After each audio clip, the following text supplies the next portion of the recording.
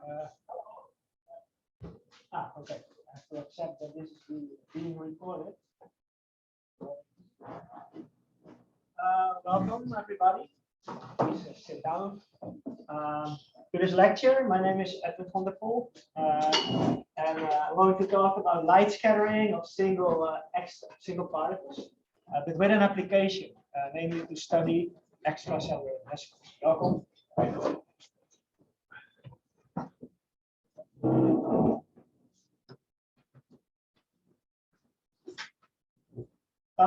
Where do I come from? I'm working in the Amsterdam UMC location AMC, so at the other campus. And I'm actually affiliated with two research groups. One is biomedical engineering and physics. That's the groups where Martijn de Bruin and Dirk Faber are also working in, who made the previous lectures. But I'm also working in the laboratory of experimental clinical chemistry.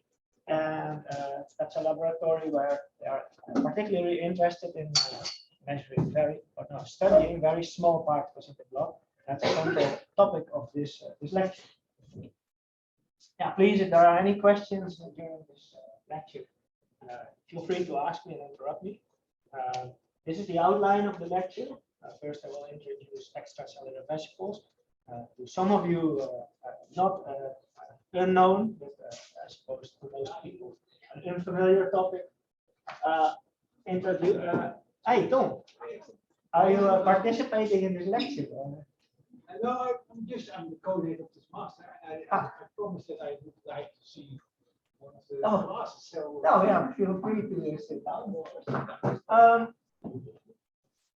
Second point, optical detection techniques, just a small selection of all the techniques out there. And I would like to discuss with you how we could apply them, or whether at all we could apply them to study vesicles. A short assignment, following up on the optical detection techniques, and a break. And after the break, single particle light scattering, some more theoretical approach. An assignment, a larger assignment, and then B theory and the impact of B theory on my own research. So that's the outline. Let's start with extracellular vesicles, and especially blood, because what is inside blood? A lot of things are in blood, and the easiest way to investigate that is just to draw blood from a donor and let choose the batch. And if you wait sufficiently long, a few hours, or if you are in a hurry, the centrifuge like this, particles in the blood separate just by gravity. And what you see is that at the bottom, the main compartment of blood are red blood cells. You know them perhaps because they transport the oxygen, and they have some other functions as well. On top of that, you see a white layer there. There are the white blood cells, and some platelets, other cells that are playing a role in stopping bleedings in case you are wounded. And then the yellow liquid on top, that's the plasma. And the plasma mainly contains water, but also other important things like lipoproteins for transport of energy, proteins, oxygen, nutrients, hormones, and topic of today, extracellular vesicles. Here you can see a transmission electron microscopy of extracellular vesicles from urine. This is my own urine. I think this is always a fascinating image because you can see a lot and learn a lot about what is inside your body. So what is striking here? How would you describe this? If you have to describe this image in a scientific way, you are the observer, how would you describe this? A medium containing multiple, roughly circular, roughly equally sized particles. Equally sized? Roughly equally sized. Roughly equally sized. As in the same scale. Yeah. Okay, in the same size scale. And what's the size range? From around 200 nanometers to around, I'm guessing, 20. Down to 20. All right. Yeah. Yeah. Could it be there are also larger particles out there than I mean the largest on the screen here? This Could side. be, but you asked us to describe this. Yeah. Okay. Yeah. That, good answer. And is the morphology the same? They're all roughly circular, but they do appear to have different structures within them. Yeah. Yeah, I agree with that. It's also what you see in literature. Extracellular vesicles are heterogeneous, is a term that is often mentioned in articles. And we think that is because, as far as we know, all cells release vesicles. And if cells release vesicles, and they do that even with different reasons, yeah, they could have a different morphology. This one, for example, is clearly different than that one. There's a stone in there. And this is just, you could describe it maybe even cherry picking. I tried not to do that when I was a scientist. So that's when I made this image. The question that I asked you is this the biggest vesicle in this fluid? It's probably no, because we are looking at just a micrometer by a micrometer or something like that on this 10 grid, which is a few millimeters circle. So if you really want to know what's out there, you make this more images. And that also shows that as a scientist, you're very quickly biased, because you always look at subset. If you would use this technology to study your sample. Right? I always like to quantify things a little bit more. And what I did, I made many of such images of vesicles from urine. And I determined the diameter, assuming they are all spherical. They are not all perfectly spherical, as already said. And then you can see that this is the size distribution. And we see concentration versus diameter in 10 nanometer bins. And what is striking here to me is that you see a very rapid decrease from the peak of the size distribution with increasing diameter. Very rapid because, watch out, this is a logarithmic scale, right? So on a linear scale, you would mainly see only a population with a peak there, as you see. But, because we counted so many vesicles on electron microscopy and other technologies, we know that this continues even further, all the way to a micrometer. So yeah, and is this small? I think yes.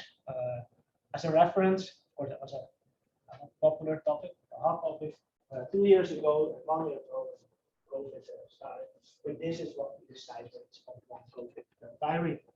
And all these particles are smaller than the wavelength of visible light. Just to give you an idea of the size range of particles we are looking at, in this case, in urine. So where do these particles come from? To explain that, I will do a schematic of the cell. Cell has a cell membrane with proteins in the receptors. A cell also has internal components, for example, intraluminal endosomes, which could circumference, it could include extracellular, could include vesicles. And when such an endosome fuses with a plasma membrane, it can push all these vesicles outward. That's one way of how vesicles are released by cells. Another way is just directly from the plasma membrane. Roughly two ways. Cells release vesicles. You could see these vesicles as biological nanoparticles because most of them are nanoparticle size regime. And because they are released from the cells, they typically have receptors, proteins, transmembrane, DNA, and different types of RNA, like microRNA, that are typical of the cell of origin, and thereby they can have also specialized functions. It's not the main reason I'm interested in vesicles. I mean, biologists find all this often already relevant, but I'm working in a hospital, and of course, I want to use them. I utilize them clinically, and that's possible because the concentrations, functions, the biochemical composition, they all change with disease. I have some examples of that. Now, vesicles are not only present in your plasma. Now, you are a student, so maybe this is more appealing to you. If you drink unfiltered beer, also you're drinking vesicles. Why? Beer contains yeast cells. Yeast cells also produce vesicles, and unfiltered beer also produces vesicles for that reason. It shows that vesicles are not only something in the human body. We find them also in plants, even in the ocean. For example, due to the presence of bacteria, especially in warm waters. Now, why do we have vesicles? Very roughly, you could distinguish two reasons for that. That is communication and protection. So here I have gone to cells. They could communicate by releasing vesicles, so throughout your body, to convey a message from one side to the other, or to protect. Cells release vesicles, either to protect themselves. For example, what you see, if you treat patients with cancer with drugs, then cells don't become very happy of the drugs. Extracellular vesicles. That's one example of how the cells use vesicles to protect themselves. It's a kind of waste removal mechanism. But cells also collaborate to protect the whole body. And I have one example of that also in the later slides.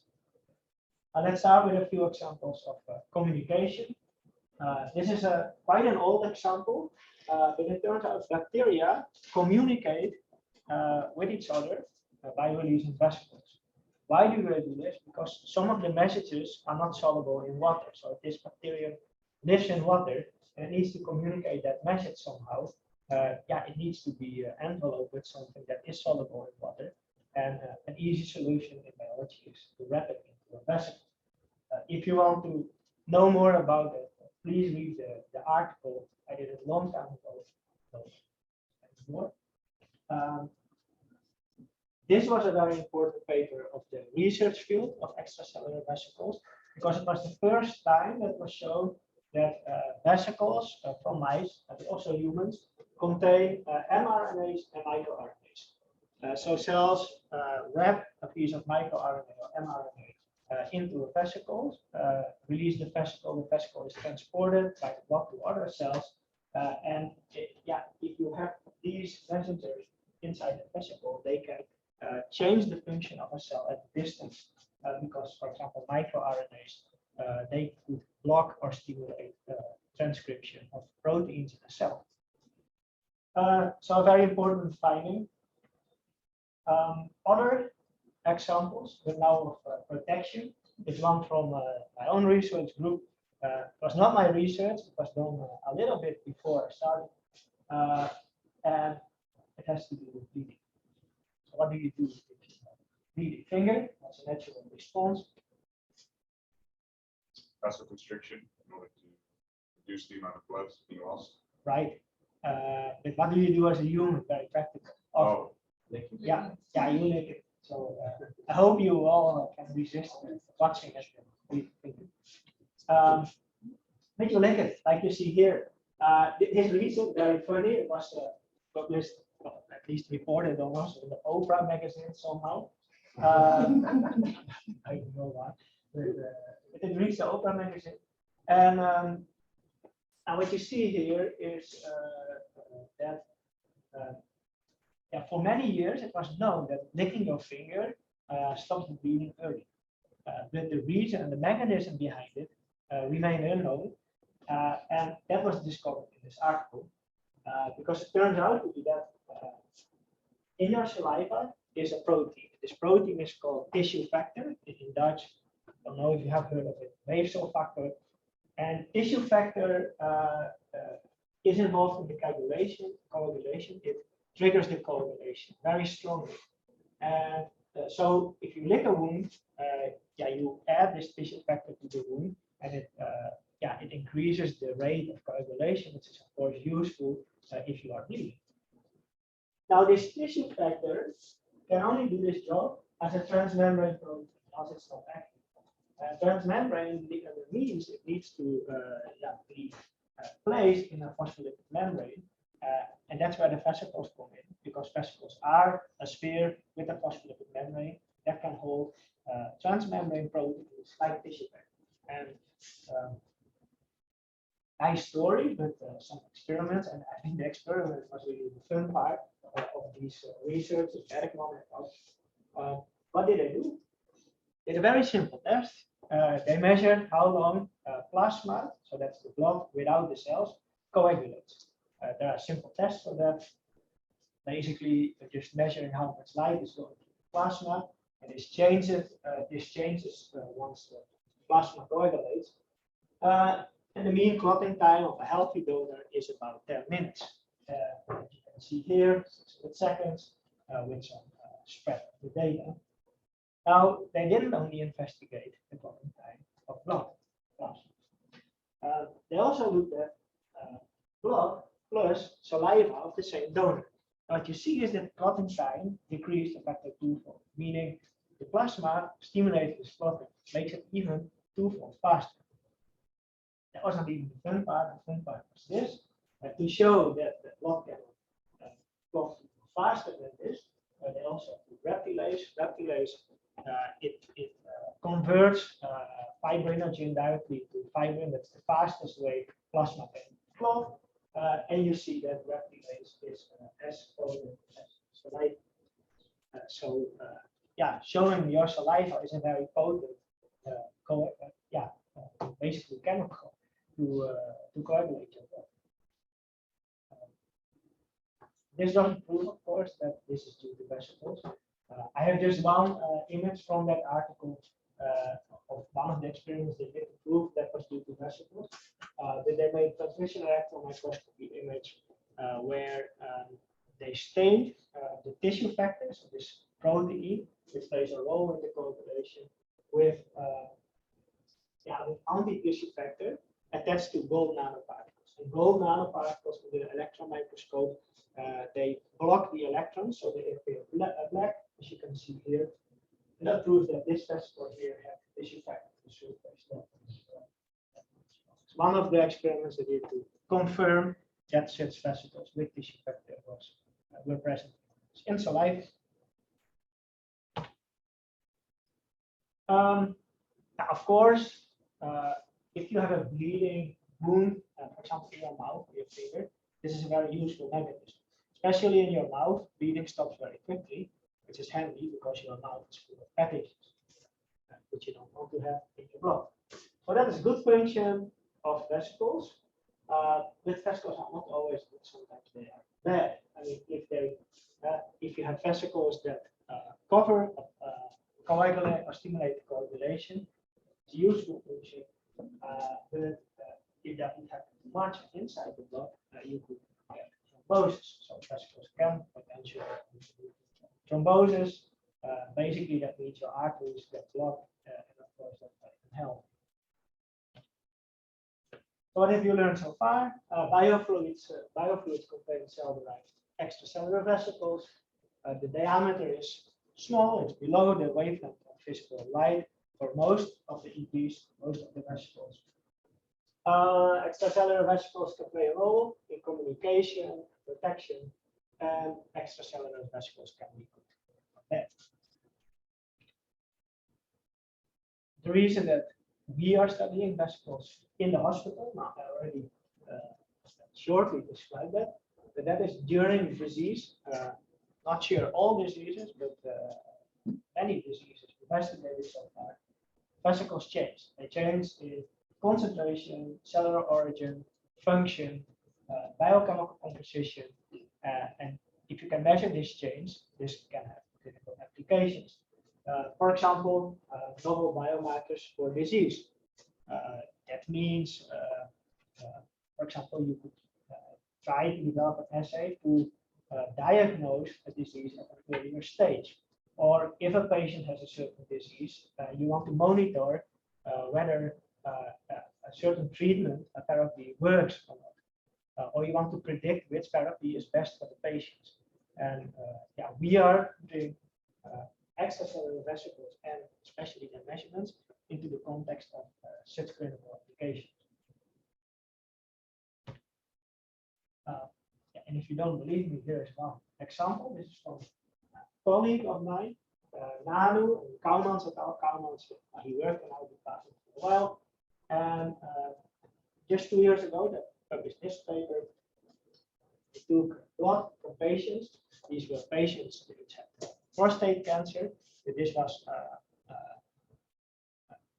prostate castration-resistant patients. So if you remove the prostate, even then the tumor came back. So that's a very simple stage.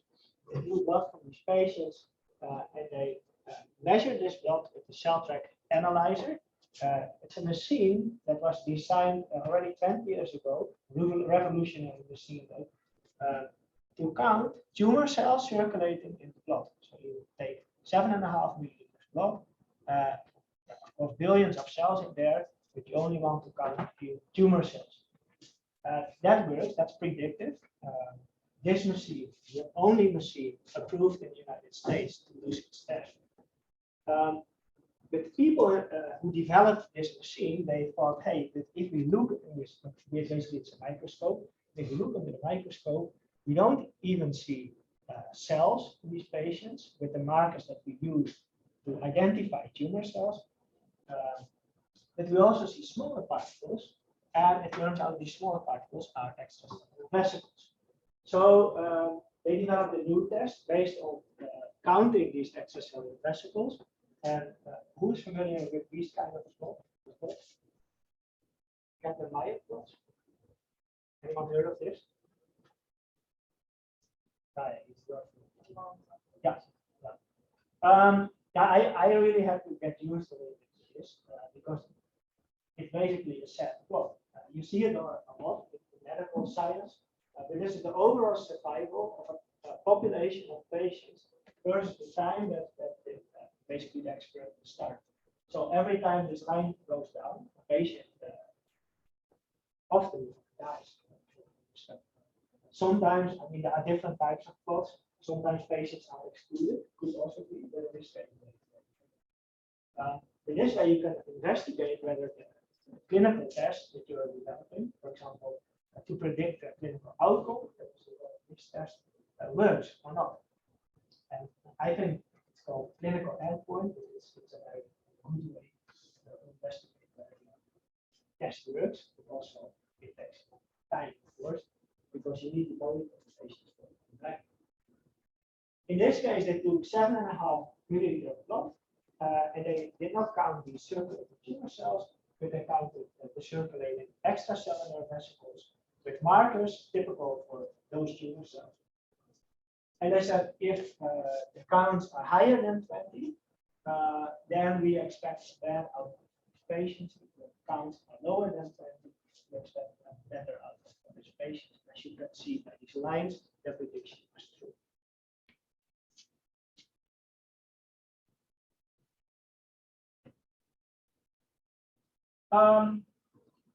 All right, that was a real application. Extracellular vesicles, this last slide about them, are booming, I could say. Scientifically, the number of publications per year is very rapidly growing. Now, don't believe me, because I think science in general is booming, because we just have more funding than 20 years ago. And I think if you make this plot for any field, you would find something like this, except some fields that are really dying. But of course, it sells very well as long as it's new. This field, I always said it's new, but I'm already working more than 12 years, so it's still hot. Also, maybe less interesting for you, but it shows that not only scientists believe in this, but there are major investments done, like huge bio science companies, like Thermo Fisher into EV science and EV diagnostics. Personal ambition, I basically told it, but I would like to bring EVs to the clinic. For many patients in the clinic, you enter the clinic, And of course, you have to donate some blood for many diseases. And this blood is analyzed for concentrations of proteins, but also concentration of cells. And the cell concentration is measured with the hematology analyzer. In simple words, a cell counter, and that is used to improve clinical decisions. And I believe that's also possible for EVs. So what I would like to have is a counter that counts these EVs in plasma, maybe other body fluids, and a reference table. So you take 200 people who are healthy, determine the concentration of these EVs, so you know the ranges, similar to as currently is done and applied for cells. And then you can measure the same in patients, compare it to this table, and provide physicians with better clinical information. Now, this table is not real, it's based on what we do 7 years ago. And the first real table is actually being made this year. We collected about 224 patients, Chinese issue post, and they're now analyzed the data. So we are getting. That was my story about Vesicles. So you will hear the word more today. But any questions about this? When do you think the table is finished? When the table is now the table, I have the table already on my laptop. When it's published, that's always a different question because publishing things, it's not in my hands to publish it. I mean, we are now making the final figures, and the poster will write the text, and then we submit it. And we submit it, you never know how long that will take because you get comments from reviewers. You have to answer those comments, and only if the reviewers and the editor agree with your answers, it's published. And it's a tricky reference table. I think the most tricky one I know. And the reason is we can measure vesicles, we can determine their concentration, but we cannot measure the vesicles of all sizes. And at the end of the lecture, I will discuss what that means in the field and why understanding of light scattering is important to what we do.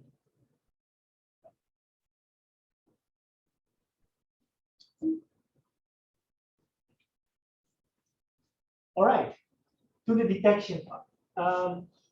This is a nice schematic I found for vesicles because it's not just a sphere, of course. Vesicle contains a lot of stuff. Transmembrane proteins, typical with these numbers. CD means cluster of differentiation. It's a number system that Dr. Dickinson, I think, introduced to make scientists, provide scientists the life, give scientists an easier life. Because all these proteins have names, they are complicated. And just as we said, we number them from now on. It's easier, and you can just order those antibodies that can label these proteins. Just like that. And then this antibody is specific for CD81. It's fluorescent. So for the moment on, you do this labeling. This vesicle, which has CD61, has a specific fluorescent color, which you could measure with certain equipment. That's not all. I mean, a vesicle could contain RNA, proteins, lipids. You could measure potentially physical parameters from vesicles like the diameter, nanometers, concentration, think about surface charge, antigen expression I just discussed. And what we do in the lab is for the reference table, concentration of vesicles with specific size range, and within a specific size range, and with specific antigens. So, for example, in your blood plasma, many vesicles from different origin. We add antibodies of specific types to give those vesicles a certain color, and then we can determine how many of those vesicles we have per milliliter, but only in a certain size range. Because the smaller ones we miss, they are too small to detect. It's not what most researchers in the field. I distinguish, but this is my view of the field. I distinguish two different methods to approaches to study vesicles. The most popular approach are bulk assays. If you look in the literature, this is what most labs do. I think it's due to the background of many people. Maybe also it's cheaper. Not for all. Proteomics and genomics are not cheap. Dynamic light scattering is relatively cheap. Technologies like Western blots, etc., they are commonly available in bio labs. And what these most of these approaches have in common is that you start with the body fluid, you try to isolate the vesicles, but that's not so easy. Then you have a fluid with all these vesicles, billions. You add a detergent, basically a soap. The vesicle membrane ruptures due to this, or it dissolves. And then the proteins are released, and you apply proteomics to that complex mixture that you have with that, or genomics. Dynamic light scattering, what you apply that directly to your sample. But this is what most people do, and I'm not really a big fan of it. The reason is that vesicles are heterogeneous. You could see it already in the first electron microscopy image. So it's very difficult to isolate vesicles from one cell type only. So yeah, if you add this detergent, you're always lysing vesicles from different cells. You create a big soup. So these technologies are applied to many different vesicle types that originate from different cells. On the other hand, you could apply single particle detection techniques. I like that. Some examples of those: optical microscopy. Why? You just take an image, you see particles, you can see them one by one. Transmission electron microscopy, nanoparticle tracking analysis. I will get back to that later on. And for example, flow cytometry. And this is not easy always. But the nice thing is you see the particles one by one, and because vesicles are heterogeneous, for example, like this jar of candy, you could identify different groups, and then you can build up statistics to study these populations in a more detailed way. Let's talk a little bit about these techniques, especially in the context of optics and single particle scattering. This is one example, one of these techniques. This is nanoparticle tracking analysis.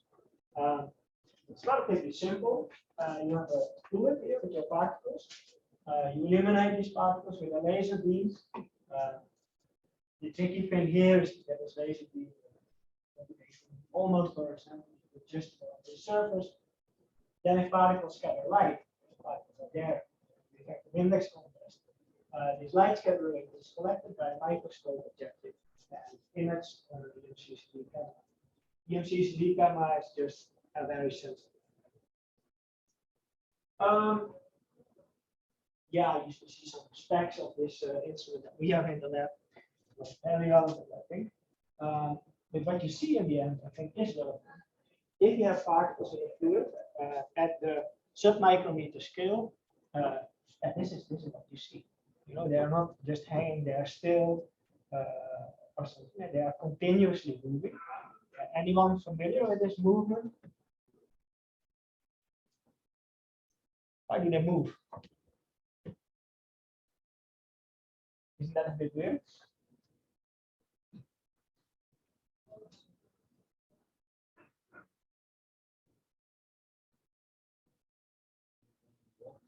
Yeah, it's absolutely a random walk. Caused by?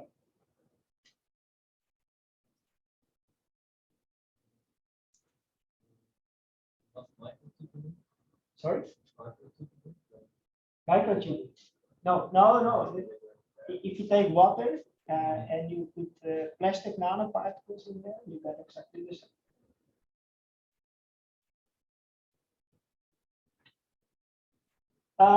This is Brownian motion, diffusion of particles. It's the same as the gas in this room here. It's not standing still. I mean, every particle just keeps on traveling in one direction till it bumps into another particle that yields even for single molecules in a gas, and it yields also for single water molecules in water. They want to go straight till they bump it. They literally bump into another particle, and then they have a small collision. They change direction. So the water molecules do this, and the water molecules also do that and make collisions with particles in this suspension. And that's why the particles change direction all the time, because they're being bombarded by water molecules that change their direction. This is called, it's called Brownian motion, and due to that, these particles diffuse. And Stokes and Einstein, I think about 100 years ago, they discovered this equation here, that this diffusion can be related to certain parameters, and one parameter is the diameter. So there's a constant in there, temperature. It's a temperature-driven process. If it's warmer on the absolute temperature scale, the diffusion increases proportionally. It depends on viscosity.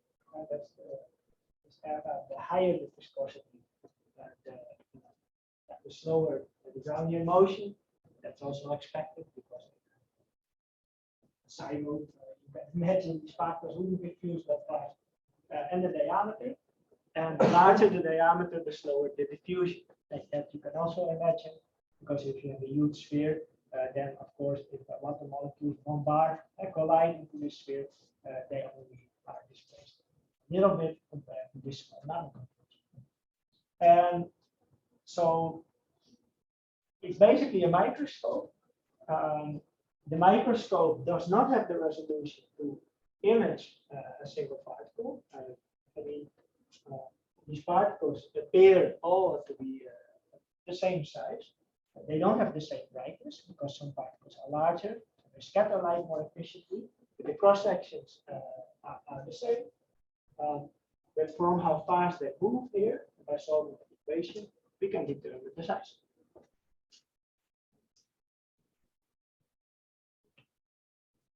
Dynamic light scattering. Anyone heard about this?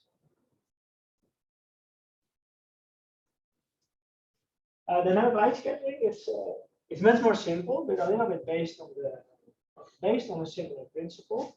So now you have all these particles. This is water here. This is a particle in solution. They all diffuse and they scatter light. And this light scattering is measured by illuminating these particles all, so that they be a few thousand or a million simultaneously with a laser beam, and then measuring with one detector what the signal is. Very simple setup. As part of one practicum, we built that with students ourselves for a few €100. If you ever work for a biotech company and a manufacturer calls you and wants to sell you this system for €30,000, I would be very critical. We never bought it because it's so simple. They really sell this, just a laser, a lens, a pipette, and a detector. They sell this for €30,000. A few hundred. Disadvantage is you have to still develop your own software. That's a bit more complicated because how do you derive the diameter from this? And here you can see an example of the time signal that such a detector measures. And this fluctuates because sometimes you have constructive interference of all these particles in the direction of the detector, and sometimes it's destructive. This is fluctuating all the time.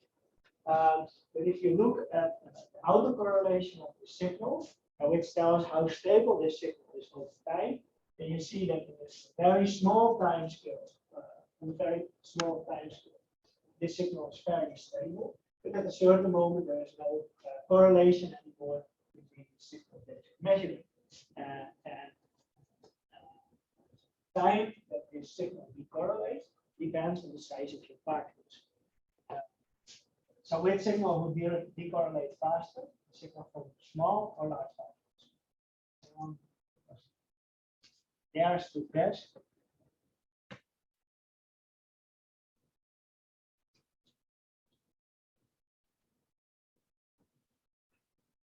We could go to the extreme case. If you take particles in water and you freeze the water, you put it in a light scattering system. How would this work?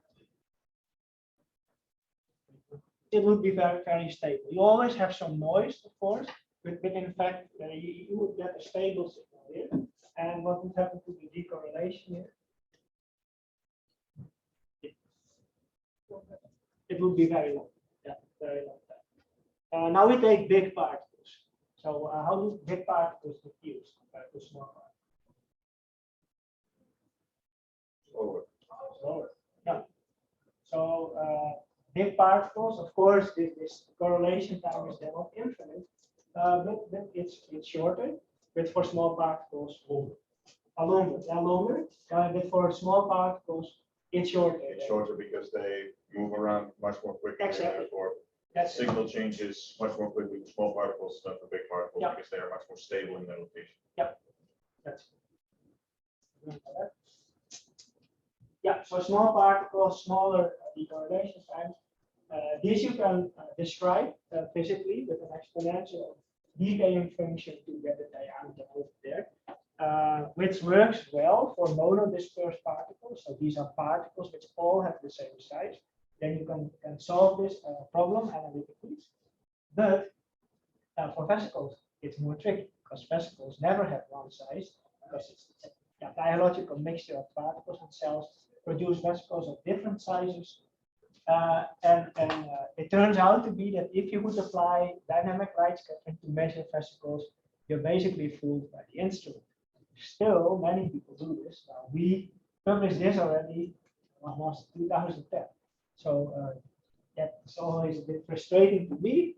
What we did here, and perhaps you discussed the parts of this already with Dirk, we calculated the scattering cross section.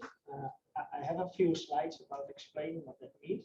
But perhaps you discussed this already with Dirk, but it's an important concept. This is basically how efficient a particle scatters light. So this is just relative to the light scattering intensity versus the diameter of vesicles. And watch out, it's again a logarithmic scale. So this is factor 10 more, factor 10 more. So we know roughly based on our model, and nowadays we have also confirmed parts of these models, how the scattering, light scattering intensity versus the diameter is. Then we measured the size distribution of these vesicles in 10 nanometer bins with an electron microscope. And then the question that I had was, how much light do all these small vesicles scatter compared to this one vesicle that we found with the electron microscope? And that you can simply solve by calculating the scattering coefficient for each size by multiplying the value here to the value there. Light. And then you see that all these vesicles here scatter much less light than even the single vesicle of light. Meaning that if you measure the light scattering with dynamic light scattering with this instrument, the signal that you pick up is highly dominated by the relatively large vesicles. So you're being biased by the instrument. That's also what we see. We have measured vesicles with dynamic light scattering and other techniques, and we consistently get an overestimation.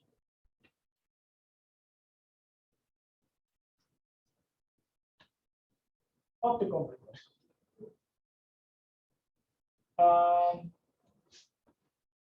That's the resolution of so an optical microscope. You have all seen. The optical microscope cannot image the smallest particles out there because you can observe them or differentiate structures from each other because there is a diffraction limit. It's the limit that determines the resolution of the microscope. And just put that in an equation. This is this maximum resolution, the optimal resolution of the microscope. Any idea what is the resolution in nanometers if you would fill out these variables? So it depends on Doppler. It's written here. It's the wavelength of light and the number of aperture, NA. The number of aperture is determining which connection angle a lens, because that's the basic component of the microscope, can still collect. So the larger the collection angle, the higher the resolution. My question to you is, what are plausible values here, and what is then the maximum resolution of a high-end microscope if you want to buy this at size or some other diamond, some other top of the edge manufacturer.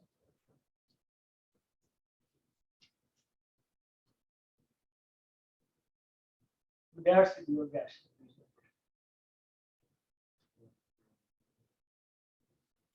Okay, lambda wavelength 300 nanometers. Wow, that's fairly UV already. Not impossible. Okay, the resolution 300 nanometers. And everybody agrees? I think it's quite good, yes. Maybe with the best optics could be a little bit better. I mean, you could simply fill out these things. What is lambda? If you would buy a laser and to be on a microscope, you want the resolution to be as high as possible. Yeah, you read maybe material from ASML. You know ASML? Who knows? No one? Now, ASML, I mean, they work on based on this equation, basically. Yeah, it is true. But indeed, you're right. If you take a UV light, a very short wavelength, let's say 200 nanometers, of course, your R will be smaller, and you can image smaller objects. Or the other way around, if you take a laser beam, which you focus with a lens, you get also the same size spot. And that's what companies use to make very small semiconductor patterns on chips. And that's why a smartphone. Same equation. But okay, an optical microscope with visible light, of course, doesn't use UV light. So at the edge of visible optics and UV will be about 400 nanometers. Numerical aperture, if you buy the best lens from Zeiss or Leica, or what would be the numerical aperture? How much light? The question is, how much light can you collect? 10 degrees, 20 degrees, 90 degrees.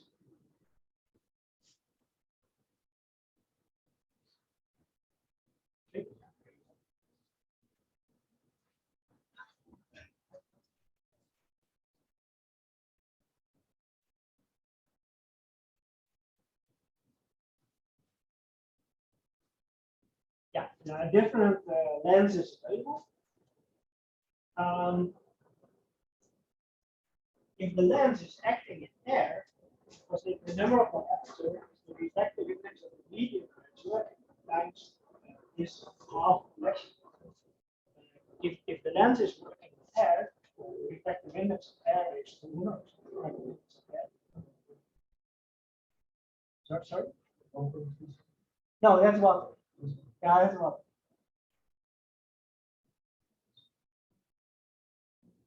Yeah, just one. Yeah, what does it mean, reflective index? If it's one, what does that mean? What does the reflective index tell us?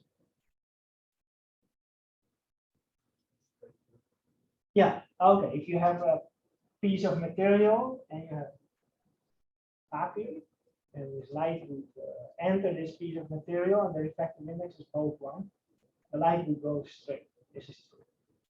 How about the speed of light?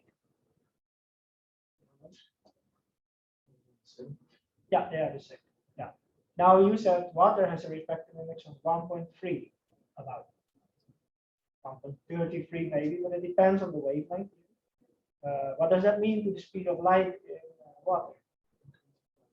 Increases? Decreases. Decreases. Yeah, decrease by a third. Yeah. So the reflective index is a physical property that we attribute to a material to tell something about how fast light propagates through the material. So the higher the reflective index, the slower the light goes. Easy word. So that's the reflective index, but the reflective index also determines how light reflects, and that's the relevant property here. Now, air has a reflectivity of 1, and then the maximum numerical aperture length that you could buy is just a little bit below 1. Why is that? Because if the numerical aperture is 1, sinus beta, sinus or something should be 1. That's the case if beta is 90 degrees. It's just a little bit below 1. So if you buy a lens with a numerical aperture of 0.95, that's maybe the max roughly that you can buy a light and a size of one of these main factors. It means you're collecting light from almost all the light that the particle emits in all that direction, right? But that's it. To me, that's very noteworthy. It could be even higher by increasing this reflective index. You can even collect a bit more light. That's why in some biolabs you find lenses that don't act in air, but they act in water, or sometimes even oil, which has even higher reflective index. You can collect just a little bit more light, and meaning collecting more light. If you can collect more light, it means your resolution goes down. If your resolution goes down, you can differentiate smaller structures.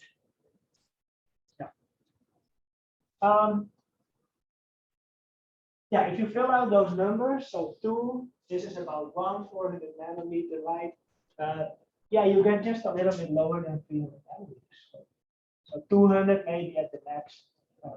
You have then the most fancy lens there is. That's an optical. Sorry. Yeah. Yeah, sure. Oh, now we can have a break. Yeah. No problem. No problem. Well, time flies. I don't even know which time this up to. 8 o'clock. 8 o'clock. Yeah, I have no time. 4 hours.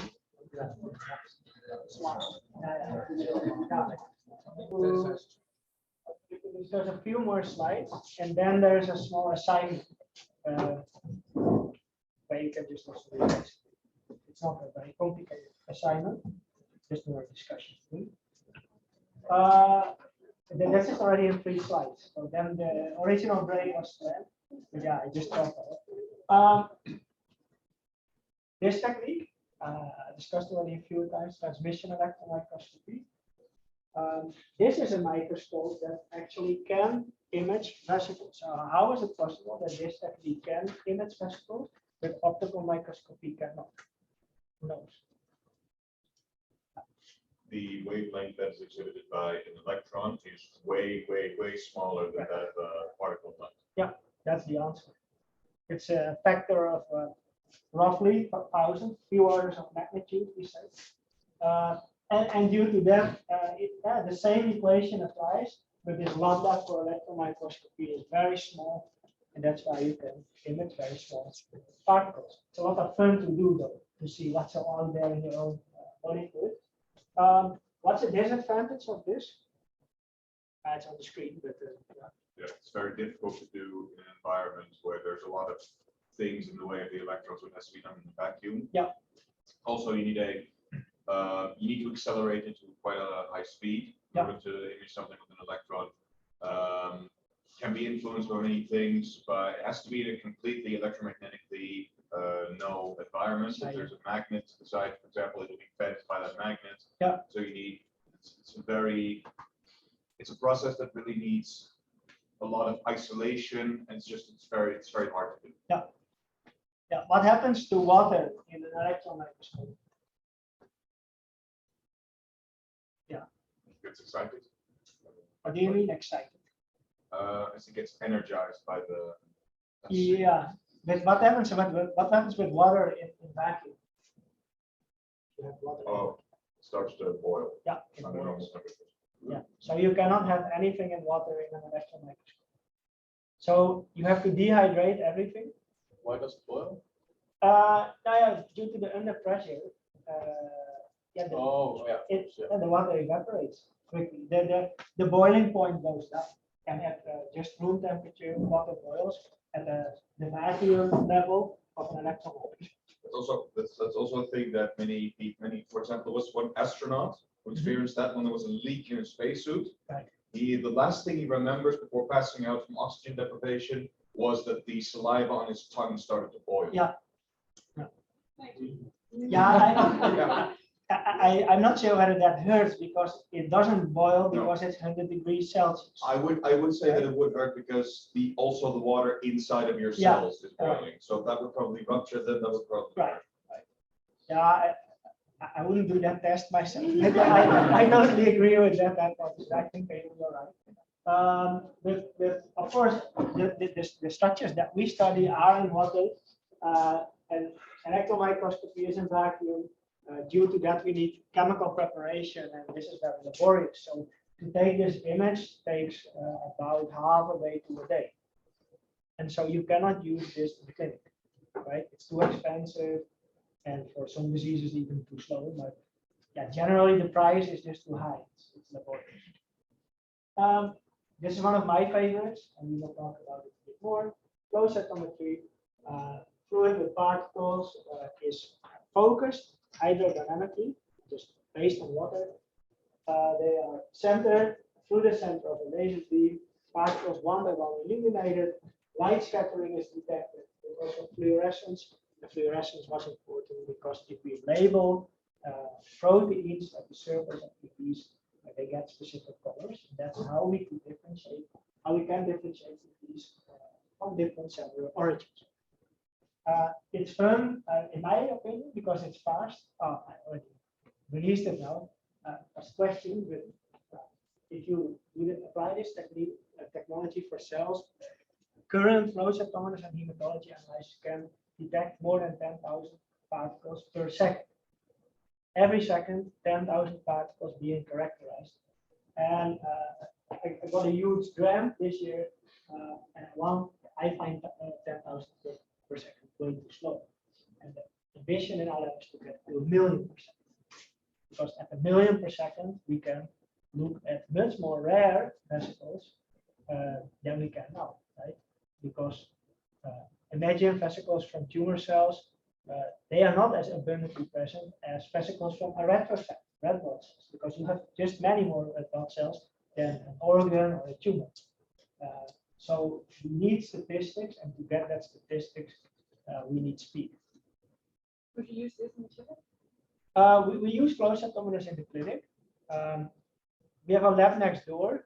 They run flow cytometry on a daily basis to characterize blood from patients with certain hematological disorders.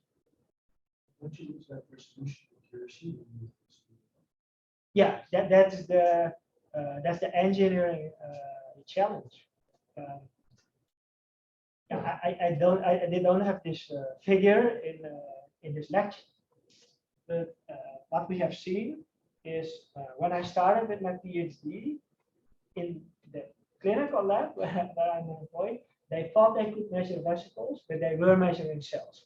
They were at all not measuring vesicles, and half the field did it, and it was just wrong.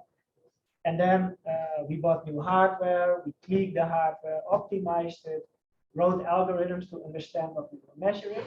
And this year we are at a diameter of 100 nanometer vesicles. So we can measure thousands of vesicles per second of 100 nanometers and larger.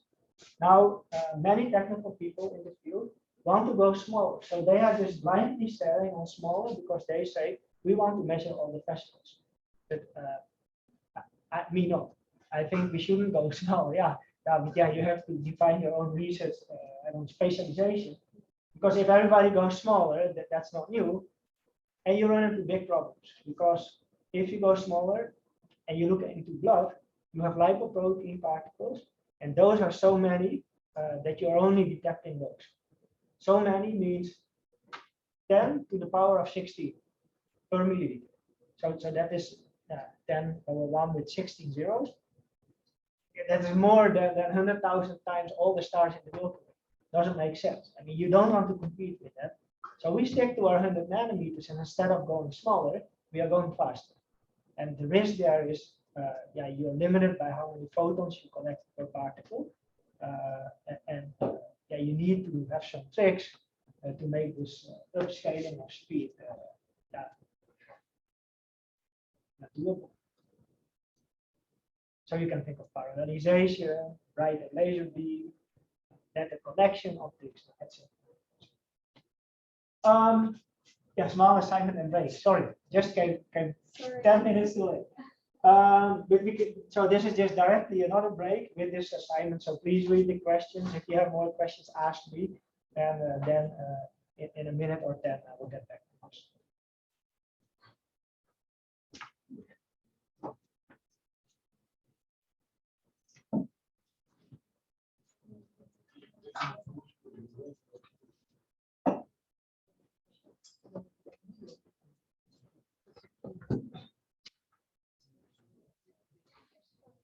And is it not new?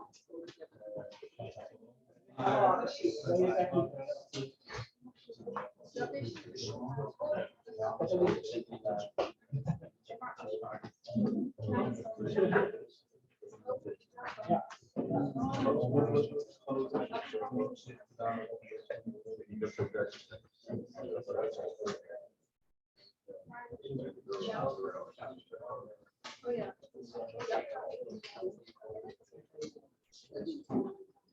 Die vaker hoort bij de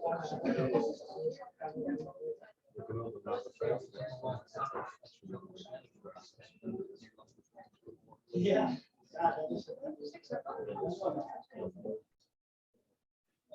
Je kunt ook weer, ja, dat is lastig, je kunt ook weer iets meer verbeteren. Wat je ziet, dus gebeuren nu best wel veel. 10 keer, dan voegen we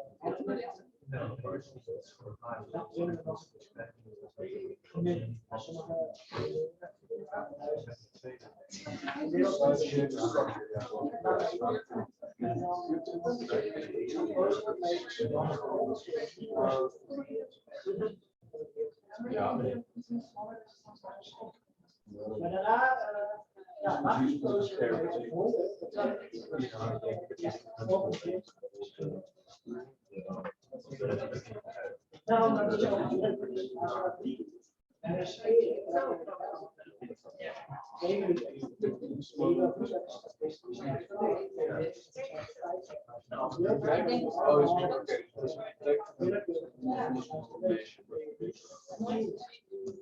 nou, maar en daarom is die machine een luie machine. Nu de grootste gedeelte is, en dan weet je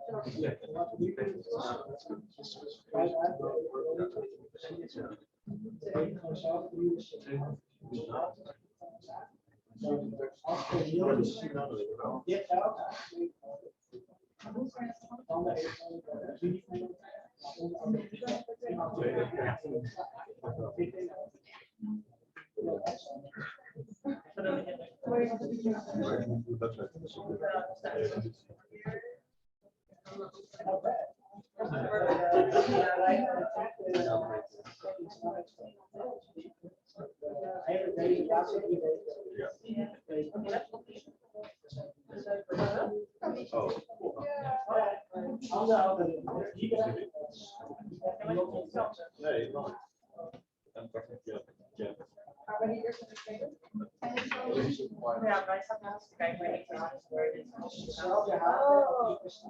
Oh, en zo hebben we nog 2 ja, luister is veel zijn.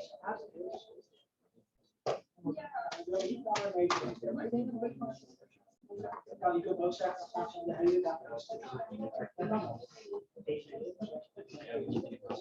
Het leukste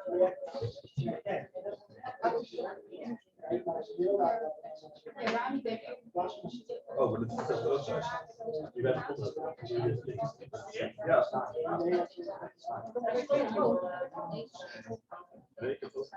Precies wat wel.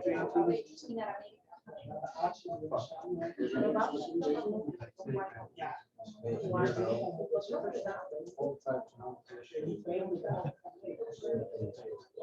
gaan nu ook een plaatje. Wat nou?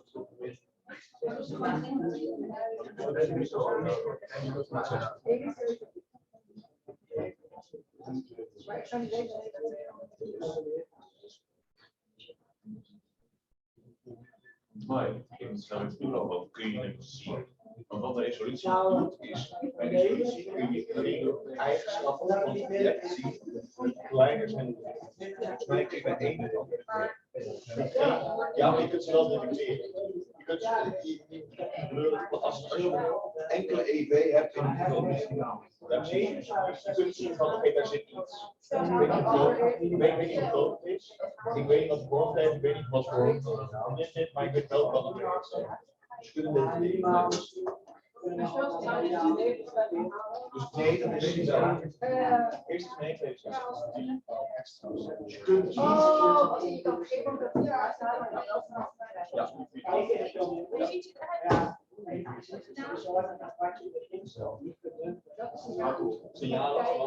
Signaal is dan een signaal. Het signaal bij plaats. Het signaal bij plaats.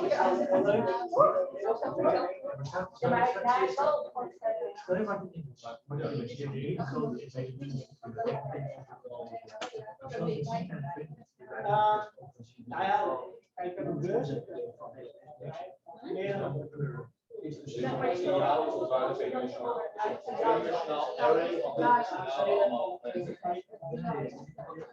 Ja, precies. Ja, het signaal is maar wat hij doet, het signaal is meer van achtergrondsignaal. Ja,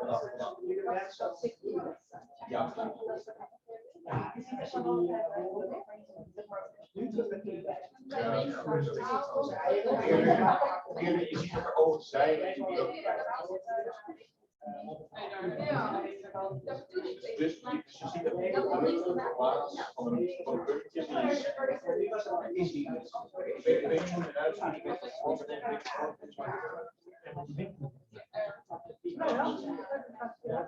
Kopiëren. BMO 2020.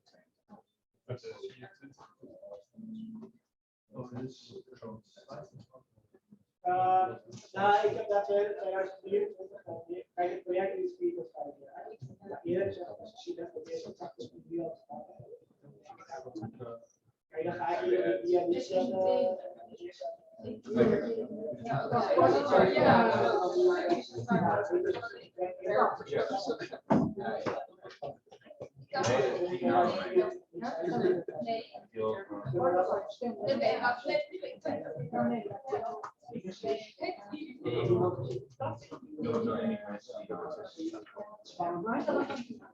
Nee, doe nog wat. Why special? Ja,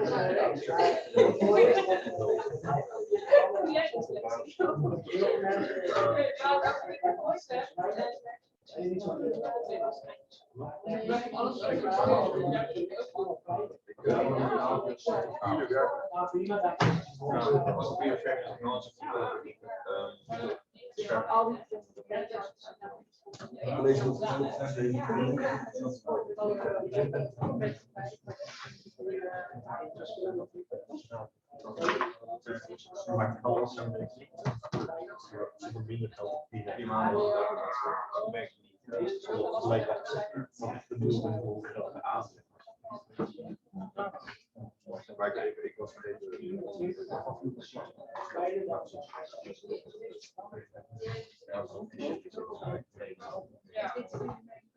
Twee iemand die in bed die schoonmaken verder.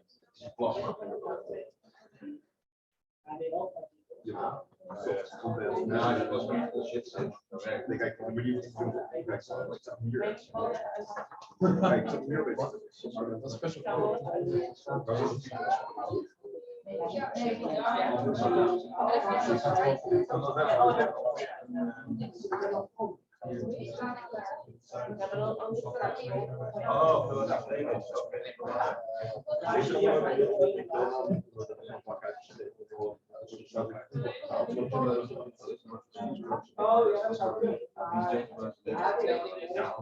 Oké, maar Waarom boven we niet werken? Daarom kan het ook even zo makkelijker. Wat is makkelijker om een signaal tegen een leven af te doen dan het signaal met de verband. Daarom naar een lampje kijkt alleen de kamer, of naar een lampje kijkt thuis. Dat lampje gaat minder weg dan. Je wel dat goede presentie, daar stuur je iets uit. Je laat alles doorlopen. Maar alleen maar het raakt, stuur je signaal terug. Je kijkt naar je lampje terug. Terwijl bij optische dingen heb je veel meer achtergrond. Dus een lampje in de donkere kamer of lampje buiten. Dat is zo. Ja, dat is natuurlijk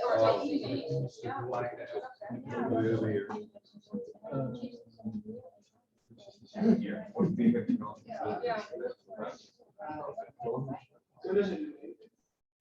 eigenlijk zit je daar gepost en dus een biopsie heel natuurlijk biopsie is niet zo vriendelijk. Hij zit te rekenen, maar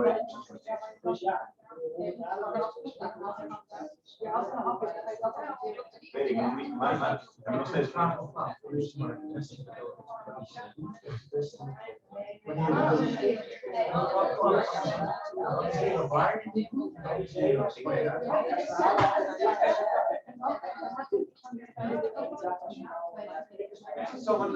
Developing EvdP lifestyle niet gewoon hoe je zo'n wiel zien doet. Hoe je zo'n grapje eruit ziet. Maar dat is gewoon niet. Ja, weet ik niet. EvdP doe je dan. Maar volgens mij is de vraag wanneer je nauwkeurig kijken, zorgen dat je direct bepalen welke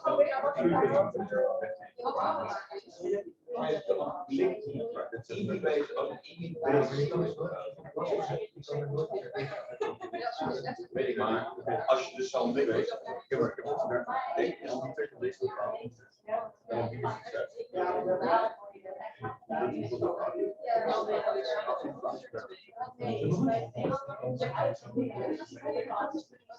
Ja. Ja,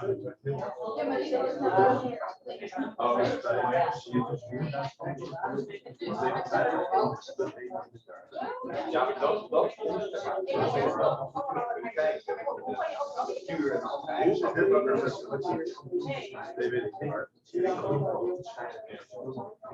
Ja, maar dit heb ik helemaal niet, maar dit. Maar dit hebben wij geschikt om de informatie uit te delen. Waardoor je onder andere dikke zijn. En we hebben dit bij mij hier eigenschap. Nee, ik heb het op zeker gehouden. Dat is mijn ik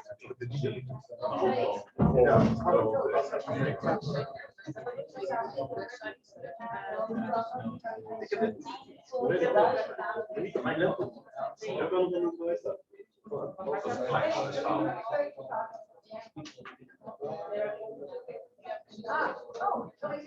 Ja. Van dit? Nee, je hebt in Nederland, ik heb het in Engels. Ik heb hier. Heb je vast?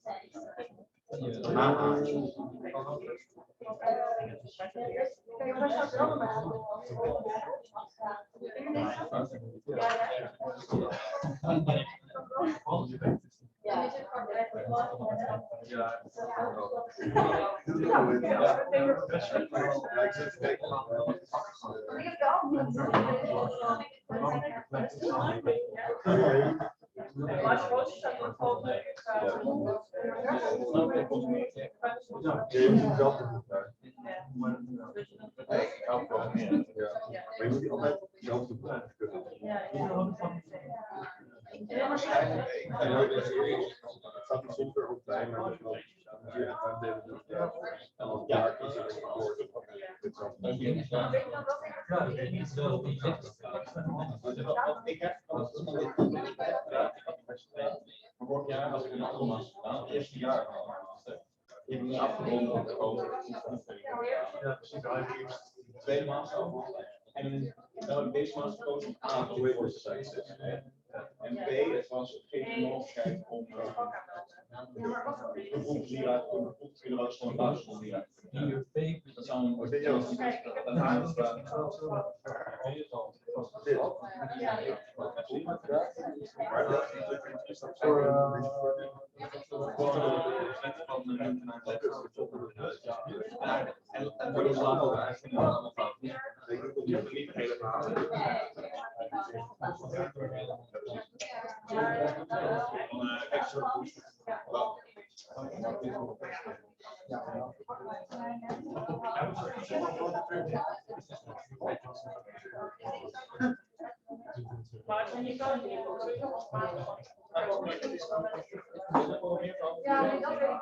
wij proberen nooit goed zijn om te realiseren dat ik shit niet weet. En je moet heel goed zijn in googlen. Als je kunt googlen, dan zit wat niet. En probeer gewoon alles van iedereen samen.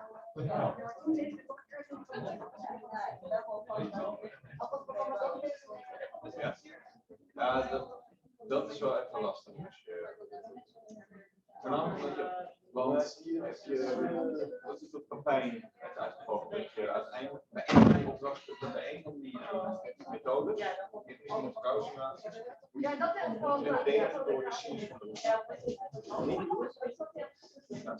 ja,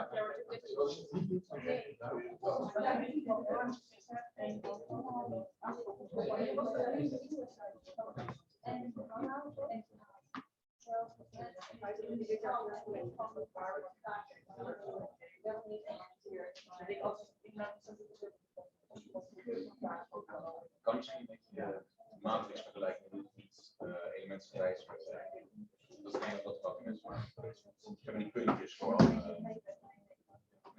Weet je het verschil tussen als je matrix weet, het verschil tussen een keersymbool en een punt-keersymbool. Zie je dat? Dat is.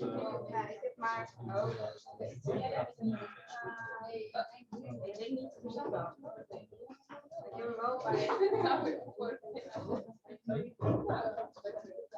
ja, maar niet bij één.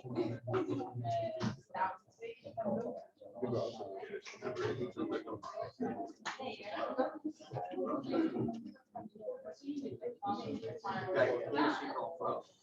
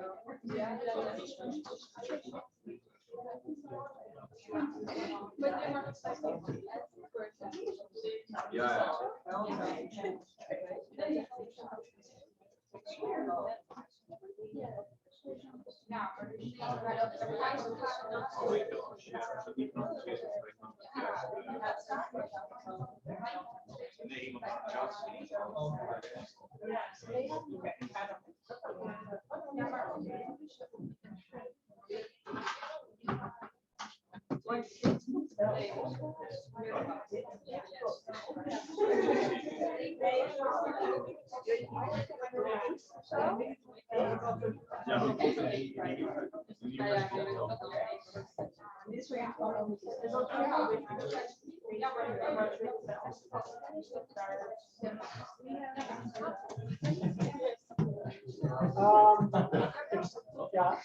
ik heb een vraag. Ik zal voor hem weer even verder. Er wordt nog druk gediscussieerd, zie je.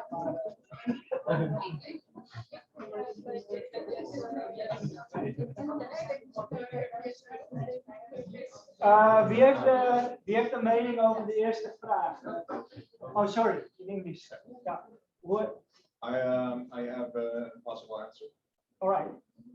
Can you obtain morphological information of imaging EVs smaller than the resolution R of the microscopy? No, you cannot obtain the sort of morphology. You cannot ascertain detail of a picture smaller than the resolution of an optical microscope. Therefore, you cannot find the intricate details of the EVs if those details are smaller than the optical resolution. All right. Of the microscope. And does everybody agree with that? Yeah. All right. I think it's really a good answer. Second question then. Somebody else? Who dares? Can you detect if we smaller than the resolution of an optical microscope?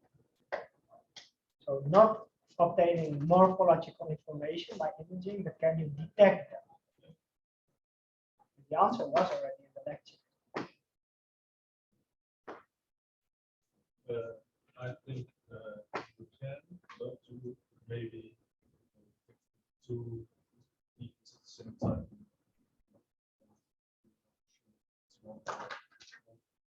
So you say basically you can, as long as EVs are, as long as the EVs are sufficiently separate. Yeah. And we have seen that today, right? Because the nanoparticle tracking video, which I shared in the slide, basically showed individual vesicles that were diffused. So yes, you can detect them, but you see them only as one dot, and the dots are all the same size, different brightness, depending on the size. But yes, you can detect them and you can count them as long as it's dark. And this was a dark field microscope, so you don't have anything else there, only the vesicles. It's a little bit like dust in the sun. And if you sit at home and you put a book somewhere where it's dusty and all the dust whirls into the air, you can see all these small tiny dust particles. The same principle. Yeah, so you can. Who checked this link and checked the specifications of this instrument? NanoSight NS300. You did? You did? And what's your opinion? Can you detect vesicles with a diameter of 10 nanometers? And why yes or why no? The general specification says that you can detect particles from 10 nanometers. Yeah. So yes. Okay. So you have to watch out in the future if you are a representative of a company responsible for acquiring new equipment. Because you label something. Okay. You say if you label the vesicles, I can detect vesicles theoretically of 10 nanometers size. All right. That could be. Did you mean that too? Yeah. Oh, you meant it too. Okay. Maybe a future representative. I'll be more precise. Yeah. All right. All right.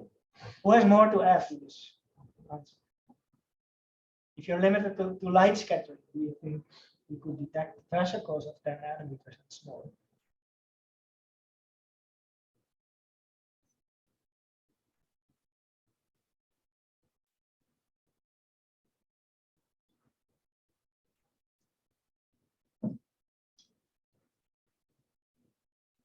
I will tell you, this manufacturing is fooling you.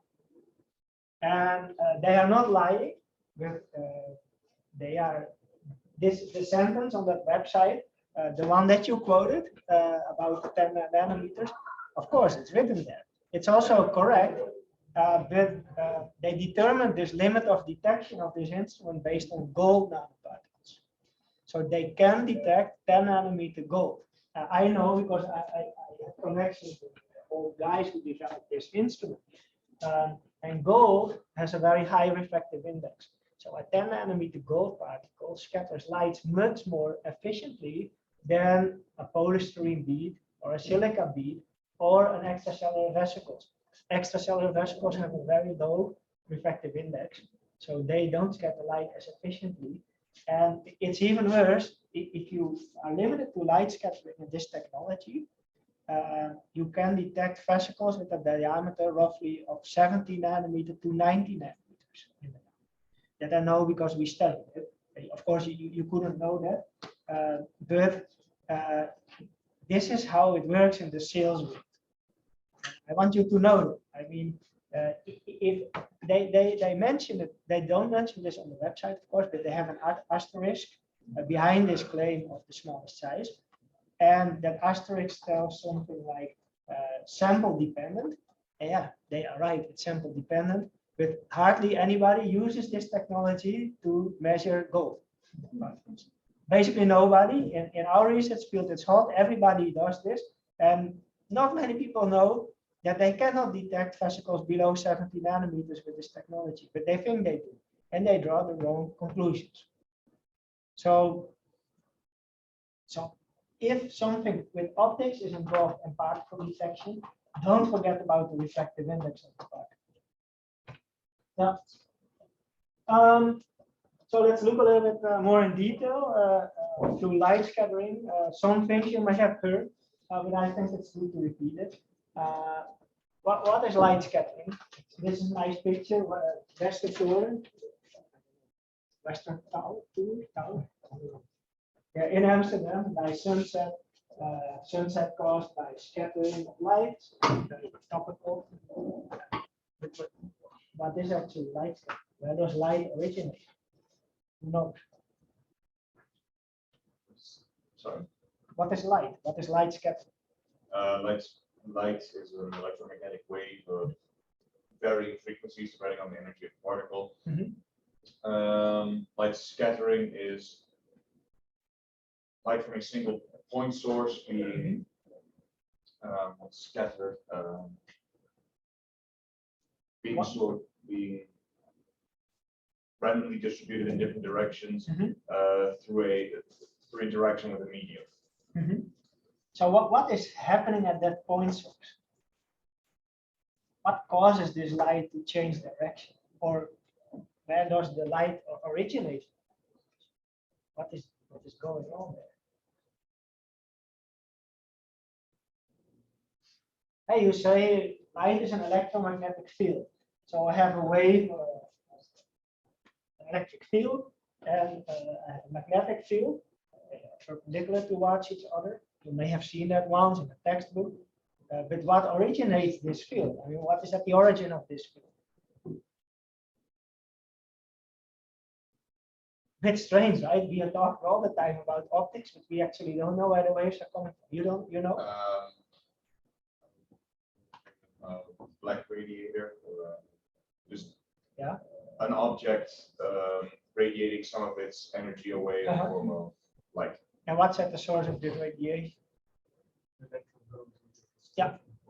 Ah, okay. That's not necessarily to a different state that it stays there, but it's an accelerating electron causes an electron with magnetic to propagate.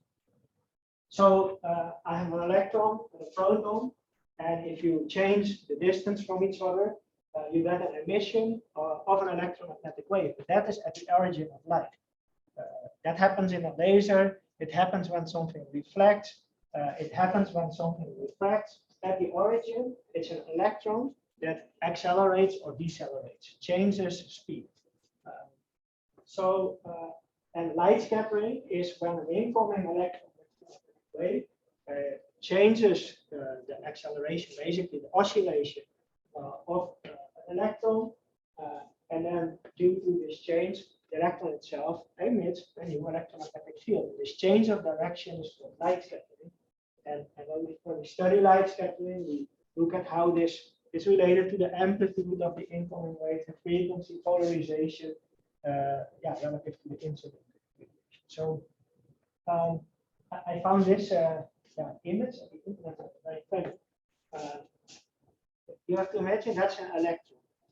Now the electron is standing still. The electron is a positive charge, so you get an electric field which is static. You may have learned that by Coulomb's law, so you can calculate exactly how the field here, how strong the field is here compared to there, taking into account the distance. But now we are going to move this electron from standing still to a constant speed and see what happens. We see that some wave appears, and this is the wave that we are calling light, electromagnetic radiation, the small disturbance in the electric field. And that keeps on going even to large distances. It's the reason that we can see the stars. Oh, that's nice. And this ripple in the electromagnetic field is only due to an acceleration of this electron. It's not because it has a speed. Once it has a constant speed, nothing happens. No, it's because it changes speed. Now we come to what you said before. There are different causes, different ways that light could originate from. And we describe that often in a diagram like this, called the Jablonski diagram. It's an energy level of a molecule or an atom, and schematically depicted how that works for light scattering. So we have incoming photon in case of light scattering.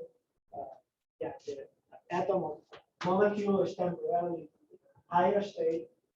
It's a virtual state, not a state that could maintain for a longer time. And immediately that is followed by the emission of a photon within a different direction. We only look at this today. But you also have different processes, fluorescence, where a photon is absorbed, loses some energy, and then it's going back to the ground state, and emission of a photon. And you have Raman scattering that we don't bother about today. We only look at elastic scattering without energy loss. And we look today only at light, which is instant in a single particle. So not on multiple particles, like in the lectures of Dirk. It's more complicated. I like to keep things simple. Now we look at light scattering with only one particle. Then you could differentiate different regimes of light scattering, and you could do that based on the size of the particle compared to the wavelength. So this is the diameter of the particle, and that's the wavelength. And then today we look at particles which are much smaller than the wavelength of light, or in the same order of the magnitude as the wavelength of light. So we don't look at very large particles. Cells, for example, that you illuminate with a laser beam are too large for you. It's a different regime. We look at Lee scattering, same size as the wavelength, and radio scattering, smaller particles than the wavelength.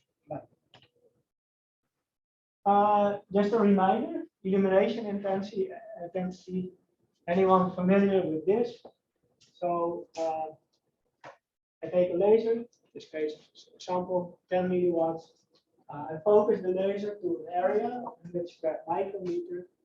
Then the intensity, or it's also called irradiance, is of course the laser power divided by the area. So that is 0.1 milliwatts. What's funny about this, if you would illuminate 1 by 1 meter with this intensity, you need a whole power.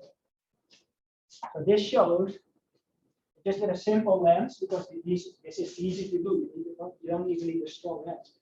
With a simple lens, you can condense all this energy of a laser to a very small dot, which is powerful, because either you can use that to burn stuff or something, but we use it to get more photons there, such that we can detect even the smallest particles.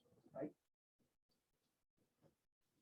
A little bit analogy to the illumination intensity is the scattering cross section. And to explain what scattering cross section means, and I think Dirk has discussed this with you. This is a repetition, maybe different explanation. It cannot harm.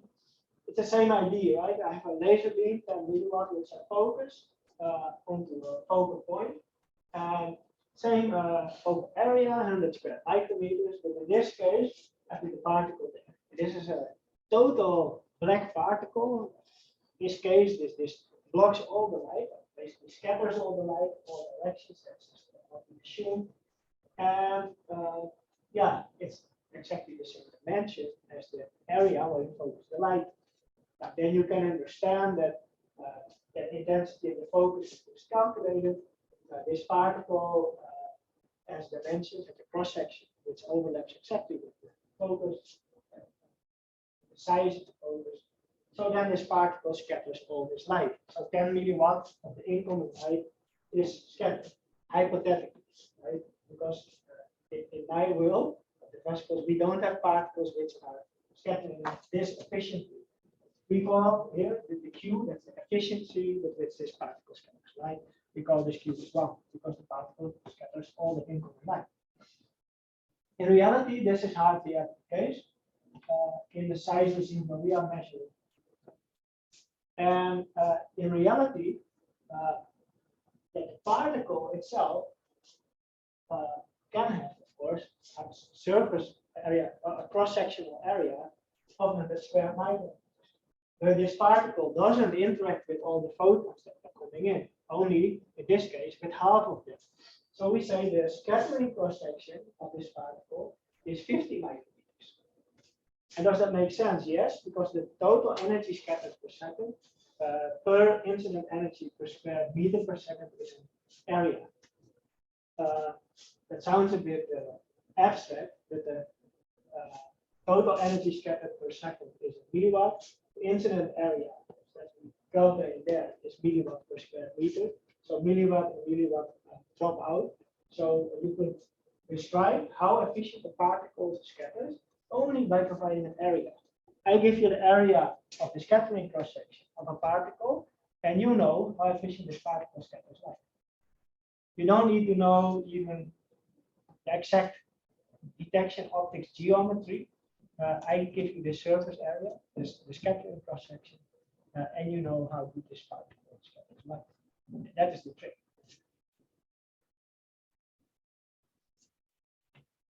Yeah, different example.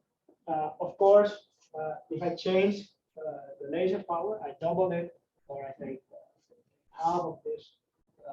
The power of light scattered by this particle also doubles or becomes half. You can see that here, this 10 milliwatt becomes 20, and the 5 milliwatt that this particle scatters becomes 10 milliwatt. It's I think an important example because if you are limited by your signal, you don't collect enough photons for your detector to differentiate the signals from the noise.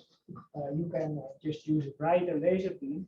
Hopefully, your noise doesn't increase, but your signal will proportionally increase. Too much factor 2 more light means a factor 2 more signal. It's the first things that we did in the lab. We took an old flow cytometer. We removed the old laser, put a new laser in there that was 10 volts bright, and we could already detect small particles.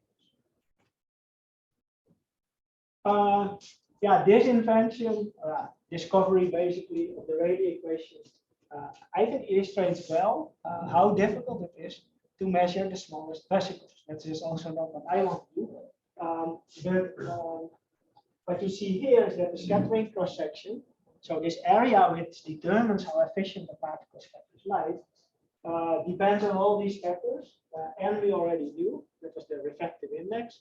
That was the parameter that fooled us a little bit with the specifications of this nano-sized instrument. But the scattering cross-section, of course, depends on the diameter. You can imagine a larger particle scatters more light. You have simply more electrons that start oscillating if light is coming in. So in those oscillations, scatter the light. So if you have more of those, it's more efficient, but it strongly depends on the diameter. The scattering cross-section depends on the diameter to the 6th power.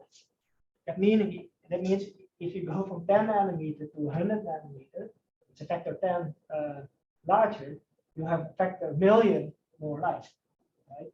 So we look, and this formula, Rayleigh scattering, is valid for all particles roughly below 100 nanometers for visible light. That's very roughly. It depends how accurate you want to describe this, of course. If you look at Wikipedia, you will see you can use this equation for particles that are smaller than the wavelength of light divided by 10.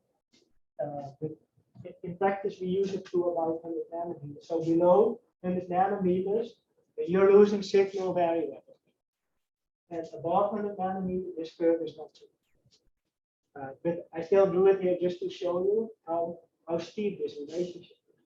And then there is the wavelength. So the scattering cross-section is inversely proportional to the wavelength to the fourth power. So this is handy to know because if you want to develop a new instrument, you have to select which laser you want to use. What would you use? A long or a short wavelength? If you want to detect the smallest particles.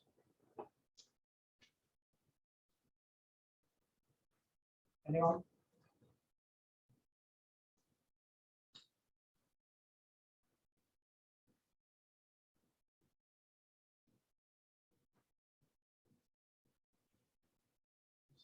Small part.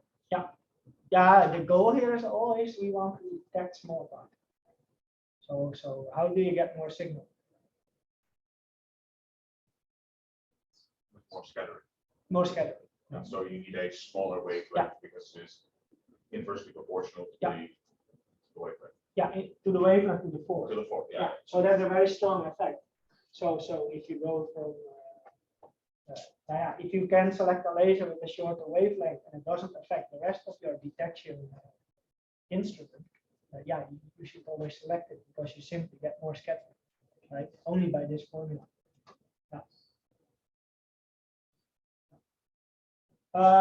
You see here, this is the criterion from Wikipedia. Now, this is important. This has to do with the next assignment, because using this radiative theory or me theory, it's much more complicated. Usually, you use a computer for that. But still, even if you use a computer for that, you need to know what you're doing. And if you know, if you want to use that, you need to understand this geometry. If you open the main textbooks about light scattering, the geometry in those textbooks is typically like this. That means for particles that are round, sharper particles, we will use a spherical coordinate system. And in the spherical coordinate system, the light is coming from above. Here you see a spherical coordinate system and just a Cartesian one. And light propagates typically in the positive z direction. And then there's the spherical coordinate system. So in this plane, we have an angle theta, which starts at z and increases. Outside this whiteboard, there's the angle phi. That's basically all you need. So the laser light comes from here. Remember that. And then in this system, I could just place lenses. And then if you solve this integral here, you can calculate the scattering cross-section. The scattering cross-section tells exactly how much light particle scatters, which is relevant if you want to understand the system. So this integral, what does it mean? Scattering cross-section. This is the total scattering cross-section. But there is no system which can detect, now there are maybe systems like that, but in practice there is generally no system that can detect light scattered by a particle from all directions, because what we typically do is we place a lens, this microscope objective, in one direction, which you can choose. We can design this the way we want it to make our instrument do what we want the instrument to do. And we collect only a fraction of the light, right? So the total scattering cross-section is multiplied by some factor, which tells us how much light is scattered in the direction of the lens, which is called here sigma lens. And for that, you have to solve this integral. So it's an integral of the angles phi in the plot here on the left, and over the angles theta of the phase function, which I think Dirk already introduced. This tells basically how much light is scattered in each direction. And you have different phase functions, analytical phase functions available for different problems, sizes of particles, times to get the information. Just to integrate over the unit sphere. If it's this in this case, for this lens, I fill out the boundaries here. So this lens is placed in the forward scattering direction, right? As light is in this direction, the particle is there. The particle starts scattering light, and we collect light in this direction. So this is a round lens, a spherical lens, so round, circular. So you can imagine that phi starts at 0, goes all the way around, and ends at 0. So the integration boundaries of phi run from 0 to 360 degrees, or 0 to pi if you prefer to work in radians. And theta here, theta starts at 0 because 0 degrees, that's the optical axis of this lens. They also some kind of maximum angle that this lens can still collect, which is called the theta max. Maximum of the angle theta here. So if I give you how much light the particle scatters in all directions, and I give you the phase function for this problem, you could solve this integral and predict how much light is scattered through this theta. Right? This is a different problem. This is the problem that we're going to solve in the next assignment. So in this case, the lens is not placed in the forward scattering direction, the side scattering direction. So the light illuminates the particle scatters this light, and the light in the angle of 90 degrees towards this lens is collected. And part of the assignment for you is to define this integration boundaries. So what are phi and after this lens? And that's the real problem. This is the same schematic as I just showed. So light is coming from the bottom. So we have again this angle theta, angle phi. Here in the sideways direction is this lens. The only thing which is important, and it makes the assignment a lot easier, is that you can assume that this lens is square. In reality, lenses are round, of course. So that's making this problem complicated, or you can just assume that's square. And the assignment is that as follows. We imagine this is closed atomic, so particles that are going through, they are eliminated. The side scattering direction, this collects light per particle. The power of light scattered by those particles given by this equation.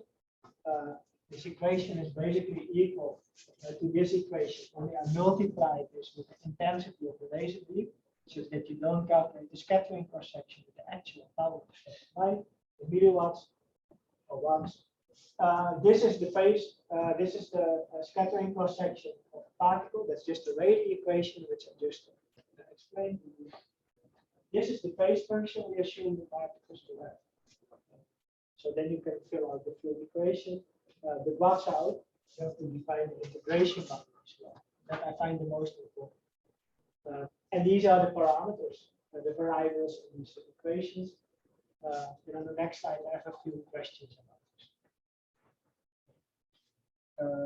For this concept, scattering cross section. Sorry? Scattering cross section. No, that's on the next slide. Sorry for it's so much information. This you need to. These are the variables that you need to solve, including equations. But these are the questions. The question is, what is the power at the detector of this flow cytometer for a vesicle with a diameter of 100 nanometer and 200 nanometer? That's the first question. That's also the most work.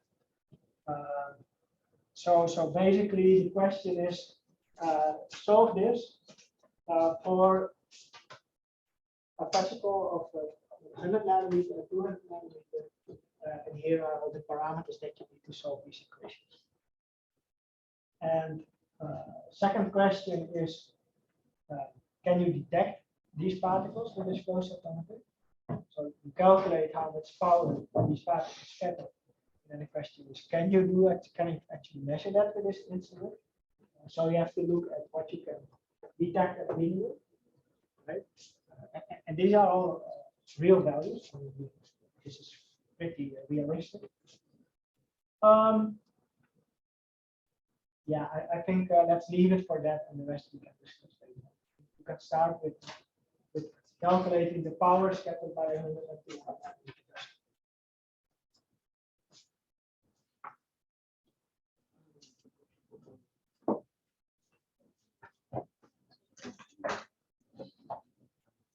If you're done, finished, let me know.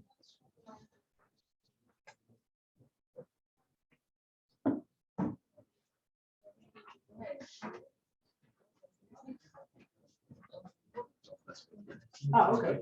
Yeah, do it. So.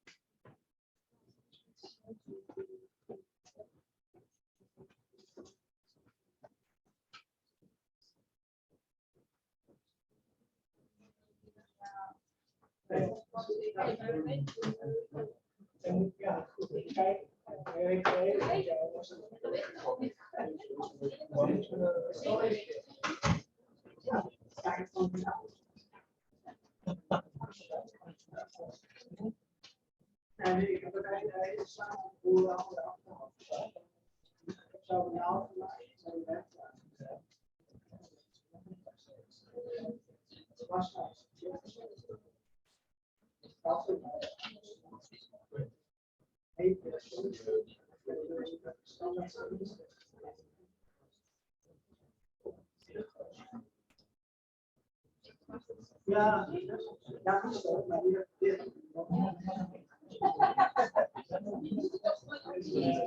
Ja, ja.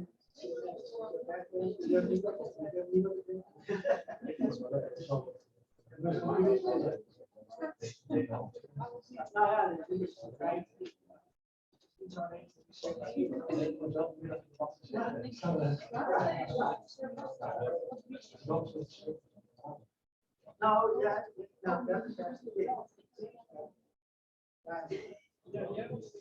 Nee, kijk, in de universiteit. Maar hier zijn dus als je kijkt naar hier op zelf, zijn daar allemaal dat is natuurlijk. Dus jij bent er niet. Nee, hier is het voor als wij. Systeem. Ja,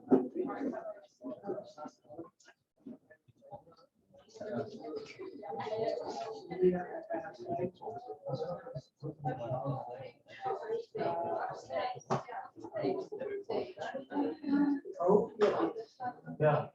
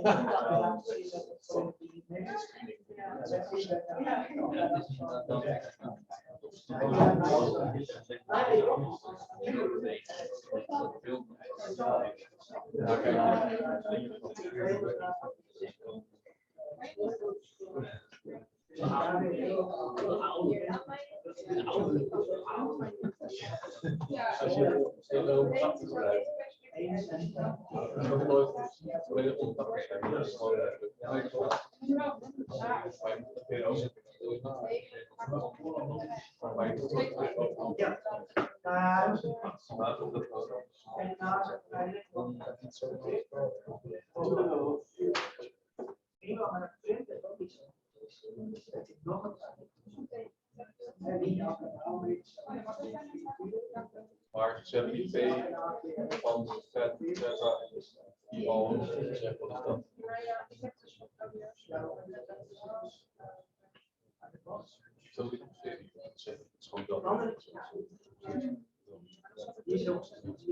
Ja, dat.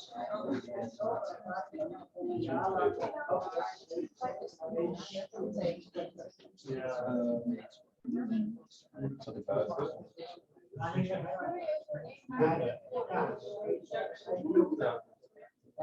Shift en dan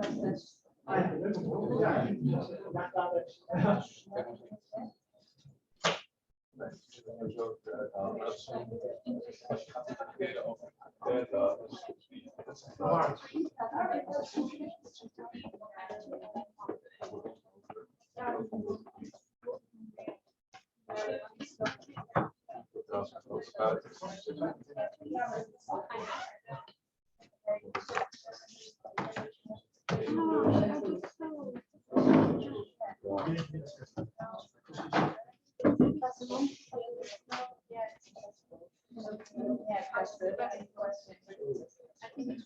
wat ben je en dan moet je weer zei, oh ja,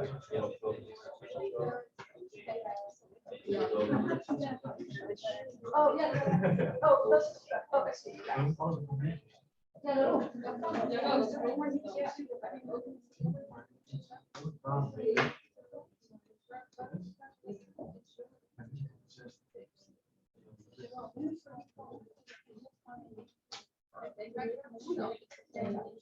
Ik voel het wel niet, maar het is wel.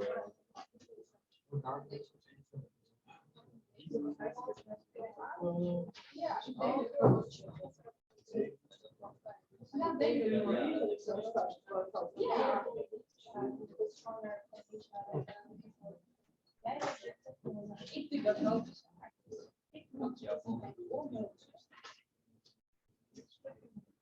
Oké. Ik heb nog een paar meer vragen voor je anders. Of je wel? Voor die eerste 100 nanometer. Oh, zal ik het hier even checken? Dat is misschien wat beter.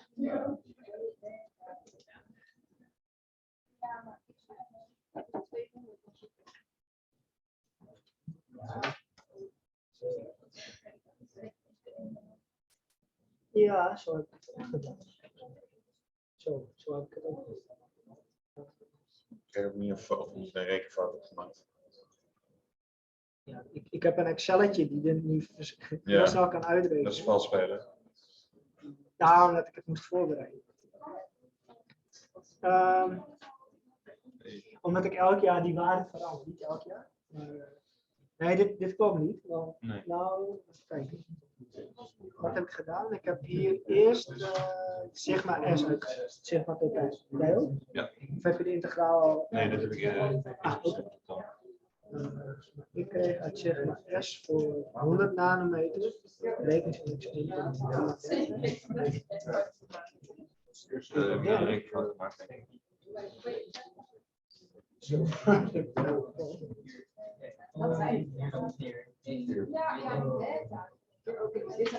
Dat ziet er wel heel hoog uit. Oh, dat is nanometer. Ja.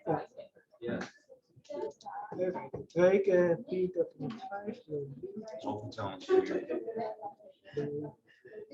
6. 485. 405. 405? 405. In ieder geval natuurlijk goed ingevuld. Nou, ik heb een rekenfout gemaakt. Met rekenmachines werken. Nou, ik zal ook even mijn Excel zoeken. Heb je dat uit je hoofd uitgerekend? Of? Nee, rekenmachine. Ah, ja, ik weet niet. Ja. Dat kan wel, maar dan moet ik dat helemaal uitschrijven. Dat is het. Nee. Staartdeling. Nee, je hebt rekenwonders. Ja.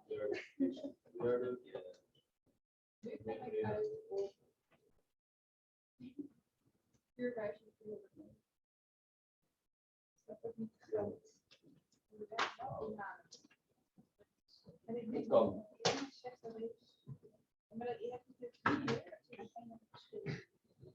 Nou, als een diameter 2 is, dan dat gezegd. En A 0,6.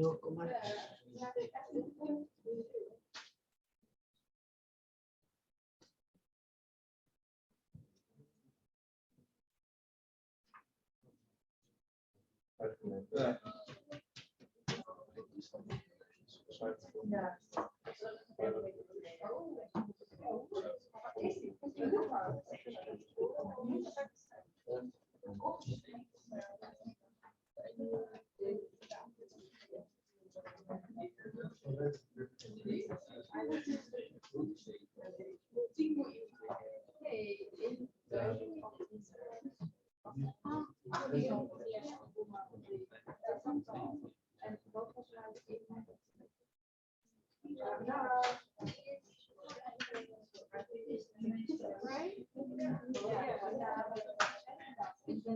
Ja.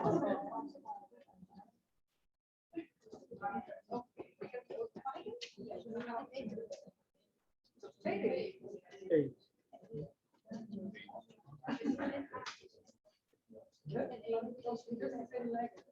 Ja, zet hem.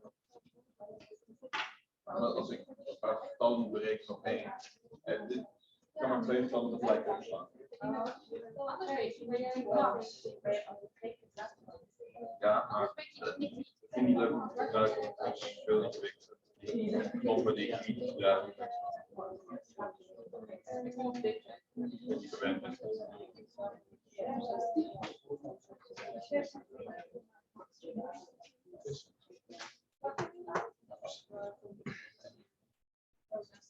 Ja. Ah, oké.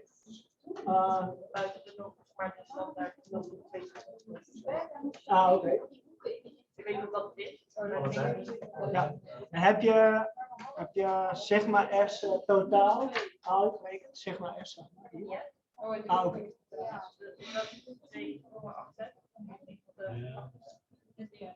Ja, volgens mij wel. Ja. Dan ga ik even kijken hoe ver andere mensen zijn.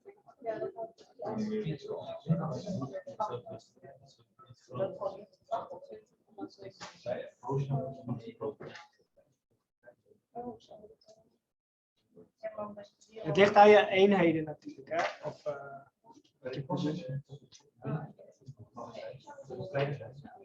ja, het ligt eraan wat je eenheden zijn. Als je per nanometer kwadraat uitdrukt, krijg je natuurlijk iets anders dan wanneer je het per meter kwadraat uitdrukt. Dan krijg je iets tot macht min 18. Dat zou betekenen dat het heel groot is. Want als je tot de macht 18 meter kwadraat, dan krijg je een ding dat groter is dan de aarde.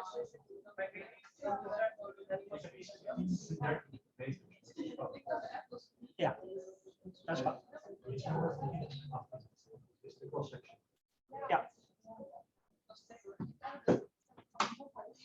In meter kwadraat.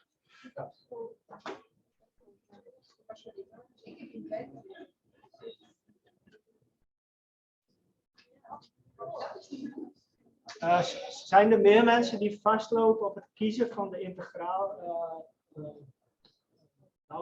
Sorry. Are there more people who are stuck by choosing the integral boundaries? Yeah.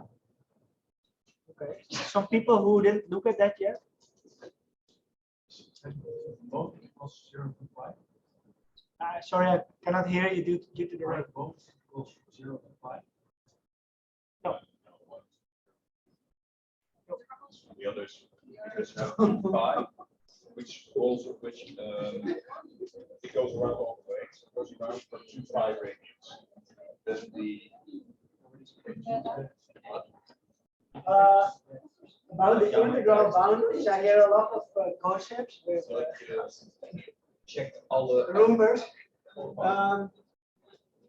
I heard something from 0 to 5, but I think that is not the case.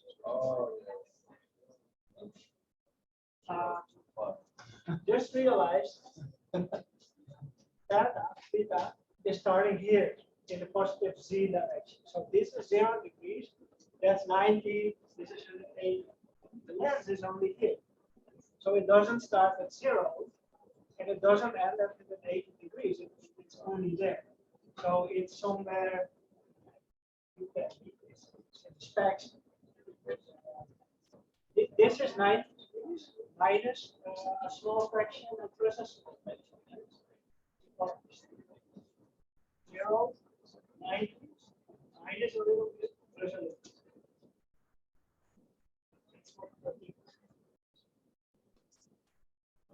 Oh, no, it's this way. now you have to involve me. Once you move on the straal, you're over. Wow, that good? Yes.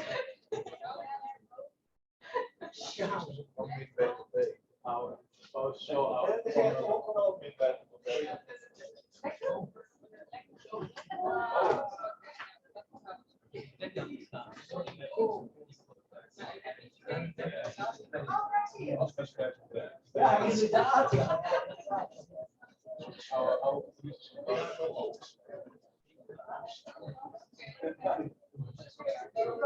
Don't blame it.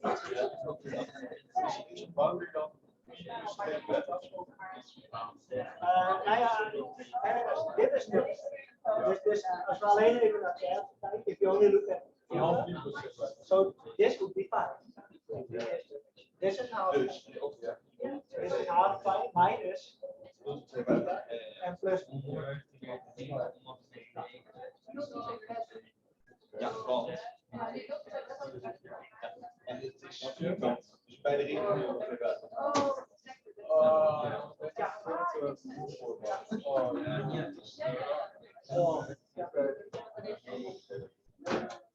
So I think to most of you theta is clear. That's pi. Can you then figure out pi?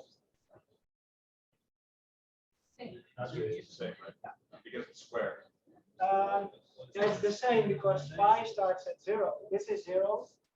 That's half pi. And then into the board is pi. So it's also pi. It's half pi. Minus a little bit, plus a little bit. There's a little bit is beta because it's beta. Oh, so it's. Stuff is. Okay. And half pi plus. Als jij nee, Sorry? dus ik zei bij het dan dat ik belangrijk. No. This is 0.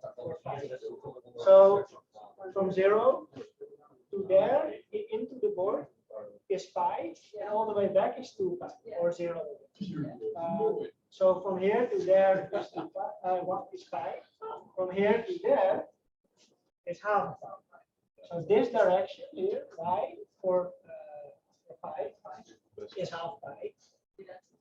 But this lens doesn't collect exactly at half pi because then it would be a narrow slit. This lens is a square. So the width of half width of this square is better because it's a square. I mean, from here to there is better, from here to there, from here to there. So then it's half pi minus beta. For both, but that's a coincidence. Because it's a square and because it's placed here. If you would place it somewhere else, it may differ.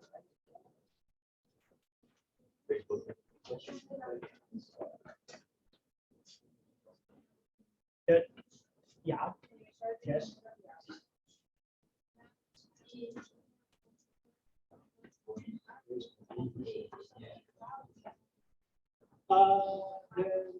The number of episodes NA is back to the next time sinus. Yeah,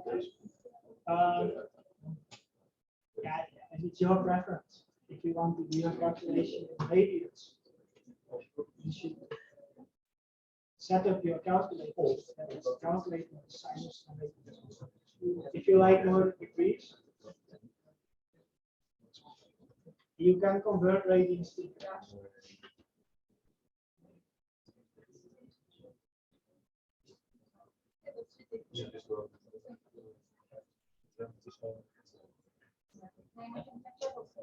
Ja.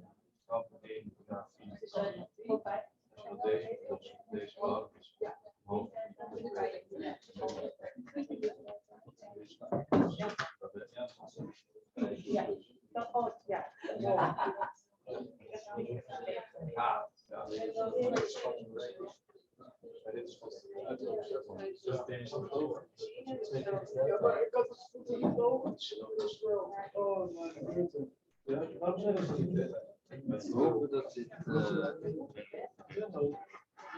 op een diameter wordt afgenomen. That's the detection.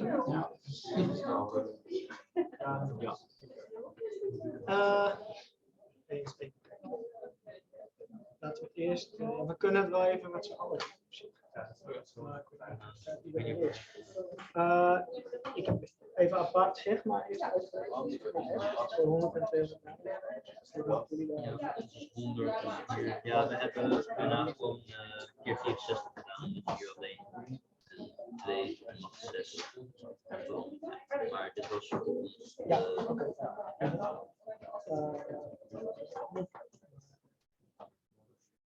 Waar zijn de eenheden? Nanometer. Oh, meter. Ja, ik heb het in nanometers gedaan. Maar dat maakt natuurlijk niet uit. Het is heel netjes om het echt in de eerste te zien. Ja, dit is dan 7. Ja, dat klopt. Dat is goed. En dan heb je daarna dat maal 2,6 gedaan. Ja, keer 64. Ik had daar dit uit. Maar dan ja, 64 keer 3 is voor 190, dus dat klopt wel.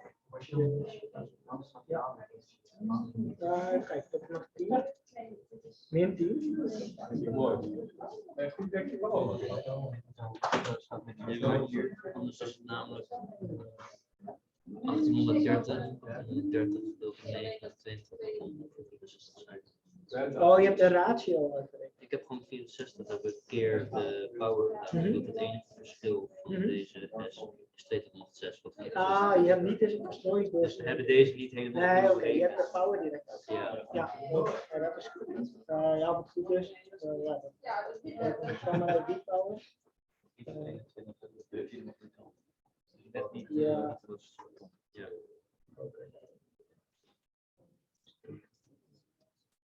Die, dat is de power van de. Dat is 100 nanometer. Ja. Ja. Zo checken. Even kijken. Je hebt integraal ook uitgerekend? Ja. Oh, je hebt de constante. Ja. Dat heb ik ook. De arcsinus van de natural aperture. En ik heb nog niet gezegd. Want je integratiehoeken, je hebt in graden. Ja. Dat heb ik voor de zekerheid ook gedaan. Ik kwam van 63 ongeveer af Ja, tot ja. 17. 16, 17 Ja, is dus oké. Is goed. Voor beide. Ja.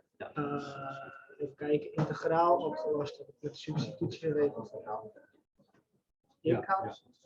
Ik had uit dit deel, de hele integraal, 0,05. Oh jee, ik ben bij dat Integraal. Met de hele integraal, de dubbele integraal. dubbele integraal. Ja. Oh. Waar staat dat? Stand van Ja, dat is gewoon 2pi. Die 2pi dus. Ja, die heb Nee, wij hebben 2pi berekend voor, ja, misschien dat dat inderdaad een foutje is. We hadden in het begin aangenomen dat we voor 4 van 2pi hadden, omdat we dat niet precies wisten. oké. Maar dat was inderdaad wat je 2 keer had je die hoek moeten gebruiken. Dan Ja, heb je, top. Maar als je van 0 tot 2 pi gaat, dan ja. ga je de hele cirkel rond. Ja, nee, klopt. En dan Ja, krijg je hebt een automatisch vier- een veel hoger Nee, waarde uit de precies. integraal. En nu heb je, nu zit je ongeveer 50 graden, dus ook voor die andere. Even kijken, dit is ongeveer 50 graden, dus 50 van de 160 is een zevende.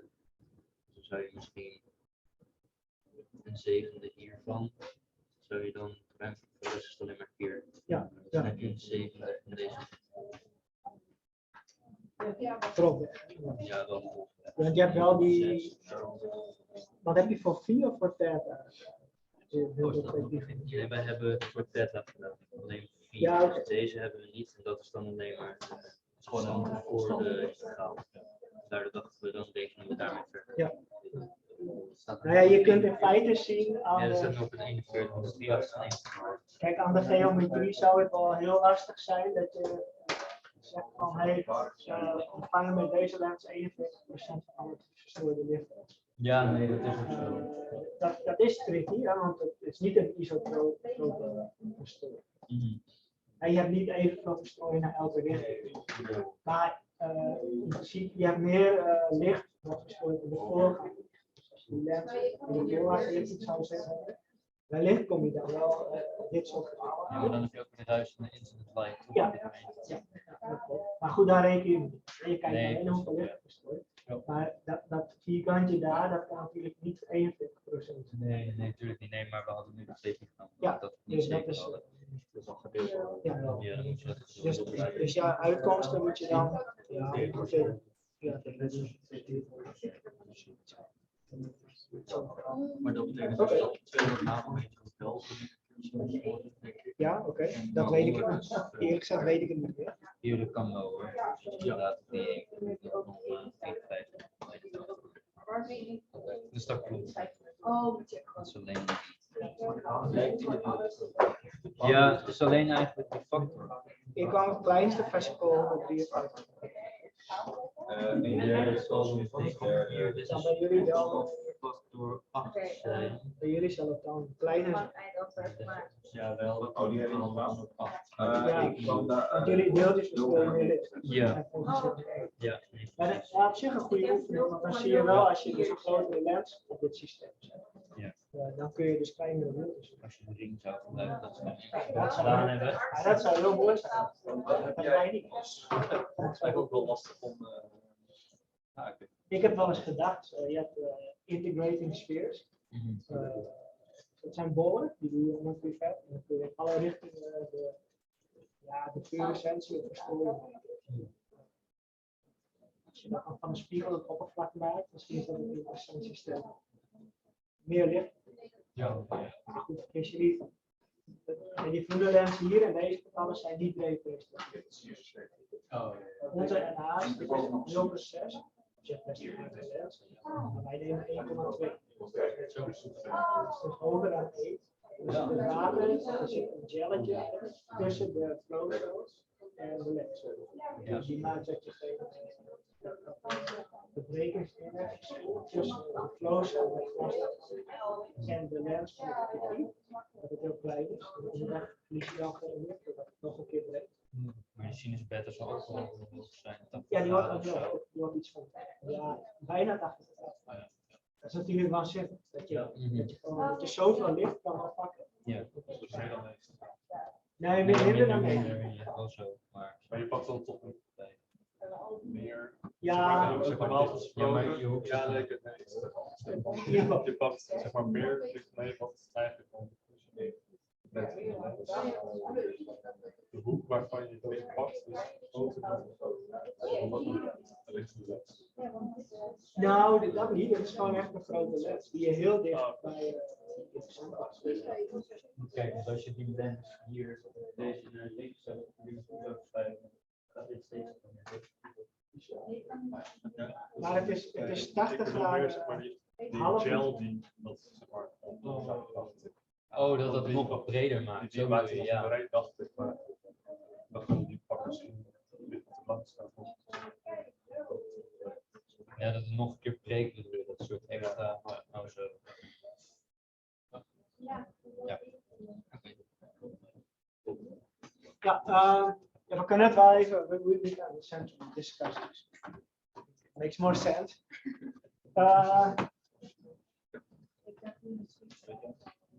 These were the questions. There are some questions which you probably didn't address yet. But I will just guide you through. And if you have questions, let me know.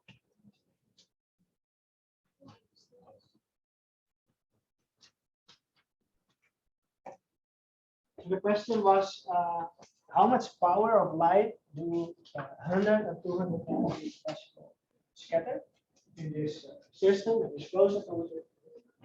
And you can calculate it by solving the equation there. And the first variable of the equation is the intensity of the light. So how bright do we focus the light basically? And that was already given. 1,000,000 watt per square meter. I use the units nanometers, because that's the scale where we work with vesicles. Yeah, between nanometer and meter is of course a billion difference, so you can easily convert those. You have to calculate the total scattering cross section. So basically, that tells you how much light the particle scatters in all directions. By solving the Rayleigh equation, it was just a matter of filling out the right numbers.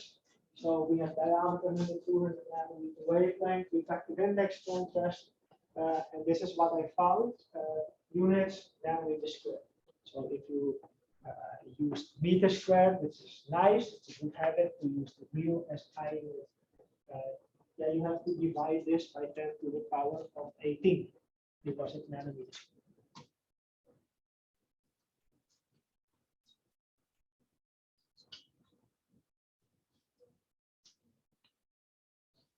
The integration boundaries that we discussed, I find this the most important, that you understand how to choose that. Because if you ever run into this problem that you have to calculate the scattering of a particle using some software, you need to choose these boundaries well, else you can't continue.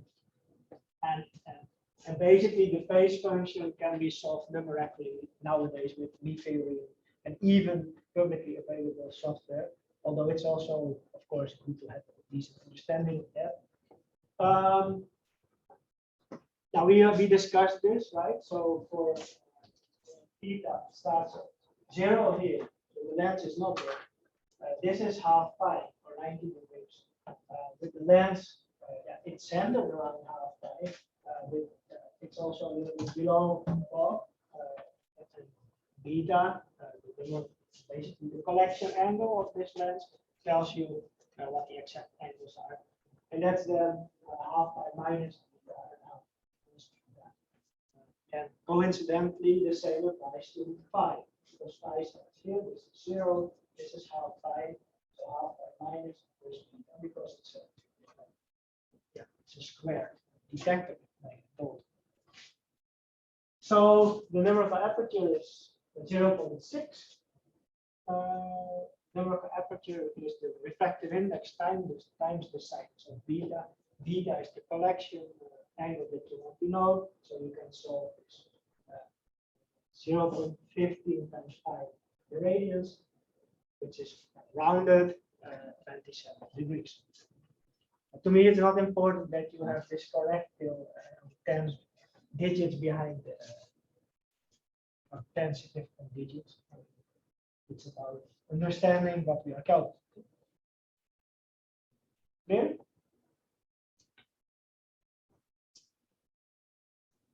Okay, that's maybe nice. So the boundaries are then 0.355, right, to 0.655, right? Or it could be 63 to 117 degrees. Yeah, solving the integral. I don't know, maybe people nowadays use Wolfram or something for that. But you could use the substitution rule.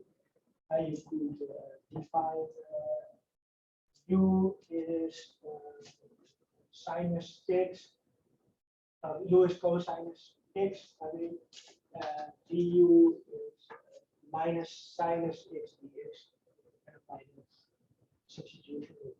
So you get, so for the one sinus theta, sinus becomes minus cosinus, and with the substitution I just mentioned that minus 1 over u to the third, and then replace the u again with cosinus theta.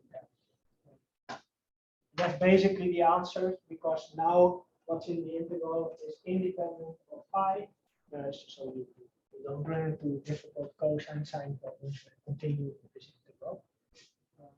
And then when I fill out these boundaries, and I made an Excel template for that, and I use it for years, and usually there are students finding the same, so I still suppose it's right, but I found 0.05 as an answer to this integral only, which I think is plausible because yeah, with a lens like that, you cannot, for example, collect 100% of the light because you don't go all around. So the numbers cannot be close to 1. It's just a fraction of all the light. You found something like, I mean, did people calculate only the outcome of the integral as an in-between answer? You found something similar? Yeah, yeah, Yes. yeah, like some. Yeah, But I mean, yeah, if you got 0.06 because you rounded or yeah, okay. Yeah, you found 0.4, which I think is a bit too high. Yeah. So they started with integrating from 0 to 2 pi for phi. And of course, you find a higher value then. Doesn't mean your particle scatters more light. It means you're collecting more light. Which I think is also a great example because it gives you directly insight how to construct a flow cytometer that can collect more light and thus detect smaller particles or measure a particle faster, like I do. Yeah. Okay. Now then we have calculated every factor of the equation. And if you fill out the full equation, these are the answers I got. This was the in-between answer. The power of light scattered by 100, 200 nanometer per second in watt or microwatt. That sounds a bit arbitrary, but in laser and detector world, often powers are measured in microwatts because it's a more convenient unit. Very low powers. So you see, I mean, we are really measuring the minor scale. Anyone? I mean, did you have something in the same order of magnitude? Yeah. Oh, yeah, I can imagine.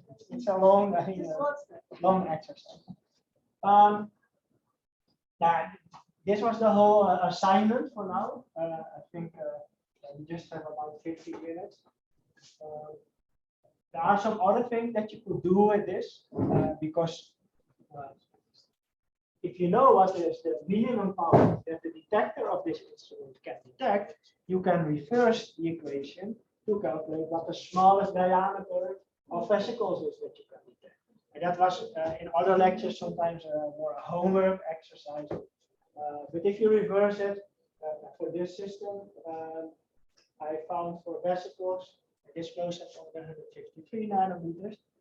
That's exactly where we are with our old flow set. And for example, for COVID variants, assuming they have a refractive index of 1.5, we are not sure about that, 40 nanometers. So with a flow cytometer, new flow cytometer, this sensitive, you can just count individual virus particles, but not all, because some are just small.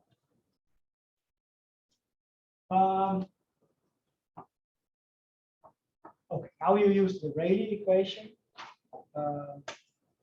So Rayleigh equation is only applicable for particles much smaller than the wavelength of light. If you want to use a theory that is applicable to all sizes of particles, relative spherical particles, relative to the wavelength of light, you can use Lie theory.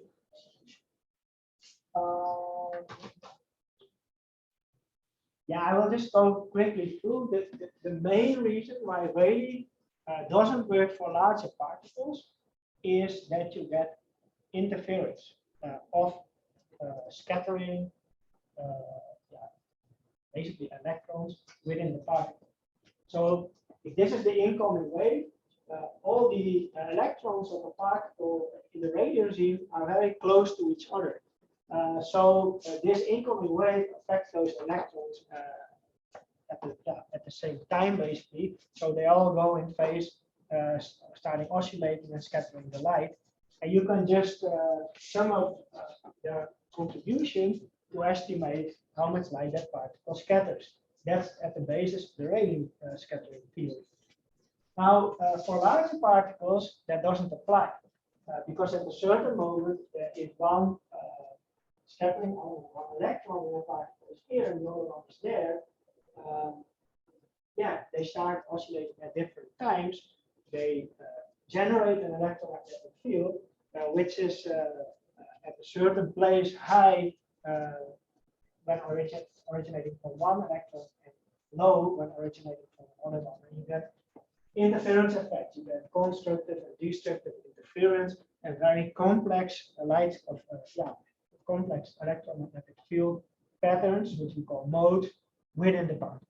And here you can see this very colorful representation of the modes in the particle that happen if the particle is large, at the same order of magnitude or large in the wavelength of light. So much more complex, not easy to solve with one equation, and then we use Lie theory, and in practice, we use software for that. You can program this yourself with, I think it's several tens of lines of code to do so, and you make easily a mistake. For MATLAB, Python, there are just libraries available that have this implemented. It's just a one-to-one copy of what's written in well-known textbooks describing Lie theory. Just to show you where Rayleigh is applicable, Lie is applicable, geometrical optics, which we don't cover in this lecture. This is the scattering cross-section. This is the particle radius. This figure I got from Dirk. Dirk may have shown it also in his lecture, but I think it's very powerful because you see clearly what Rayleigh's theory would do if it would be valid also for larger particles, which is not the case because at a certain moment Rayleigh deviates from the actual light scattering of particles, which is still well described by Lie theory. Lie theory is applicable in the whole size regime, and then from a little bit larger than the wavelength of light, you can just take the scattering cross-sectional area of a particle and use that to scattering cross-section, geometrical area, the geometrical optics. So I think it's a nice overview. I have a few questions about the design of a flow cytometer for detecting the smallest particles that are there, related to polarization. Are you familiar with polarization? You are, yeah. You are. Some are not. I mean, some of you don't know what polarization is. Change the way the waves. Yeah. You filter out one. You filter out all the light waves going light was orientated in a certain direction.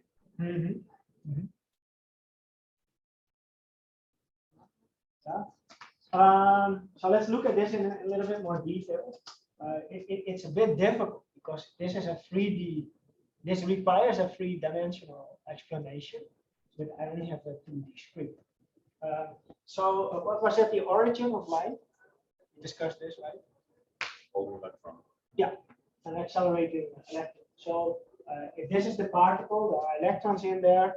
You can oscillate them. Usually, you take a laser to make them oscillating, and then they emit light because they scatter. So in this case, in this example, I go in with a laser beam, and in this laser beam, light is polarized, meaning the electric field component is oriented in this direction. So this means that the electrons there start oscillating along the x-axis.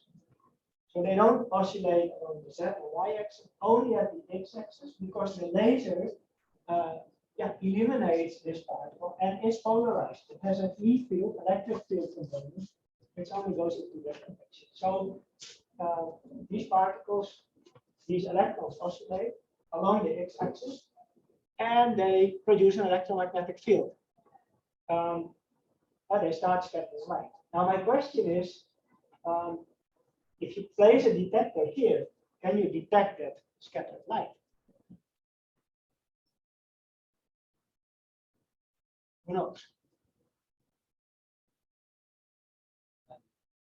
No, you cannot.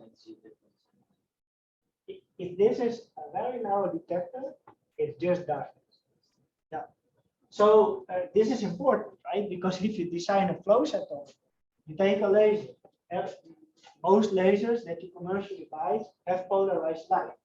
And if the polarization direction of this incoming beam is oriented like this, and you place your detector here, you hardly have any signal. It's just a stupid design. Simply because if the electrons oscillate like this, they don't emit a field in this direction.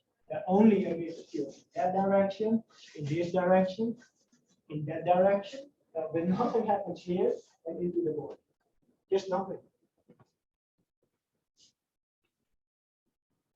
So if you place your detector in parallel to the polarization direction of your laser beam, you have a very weak signal.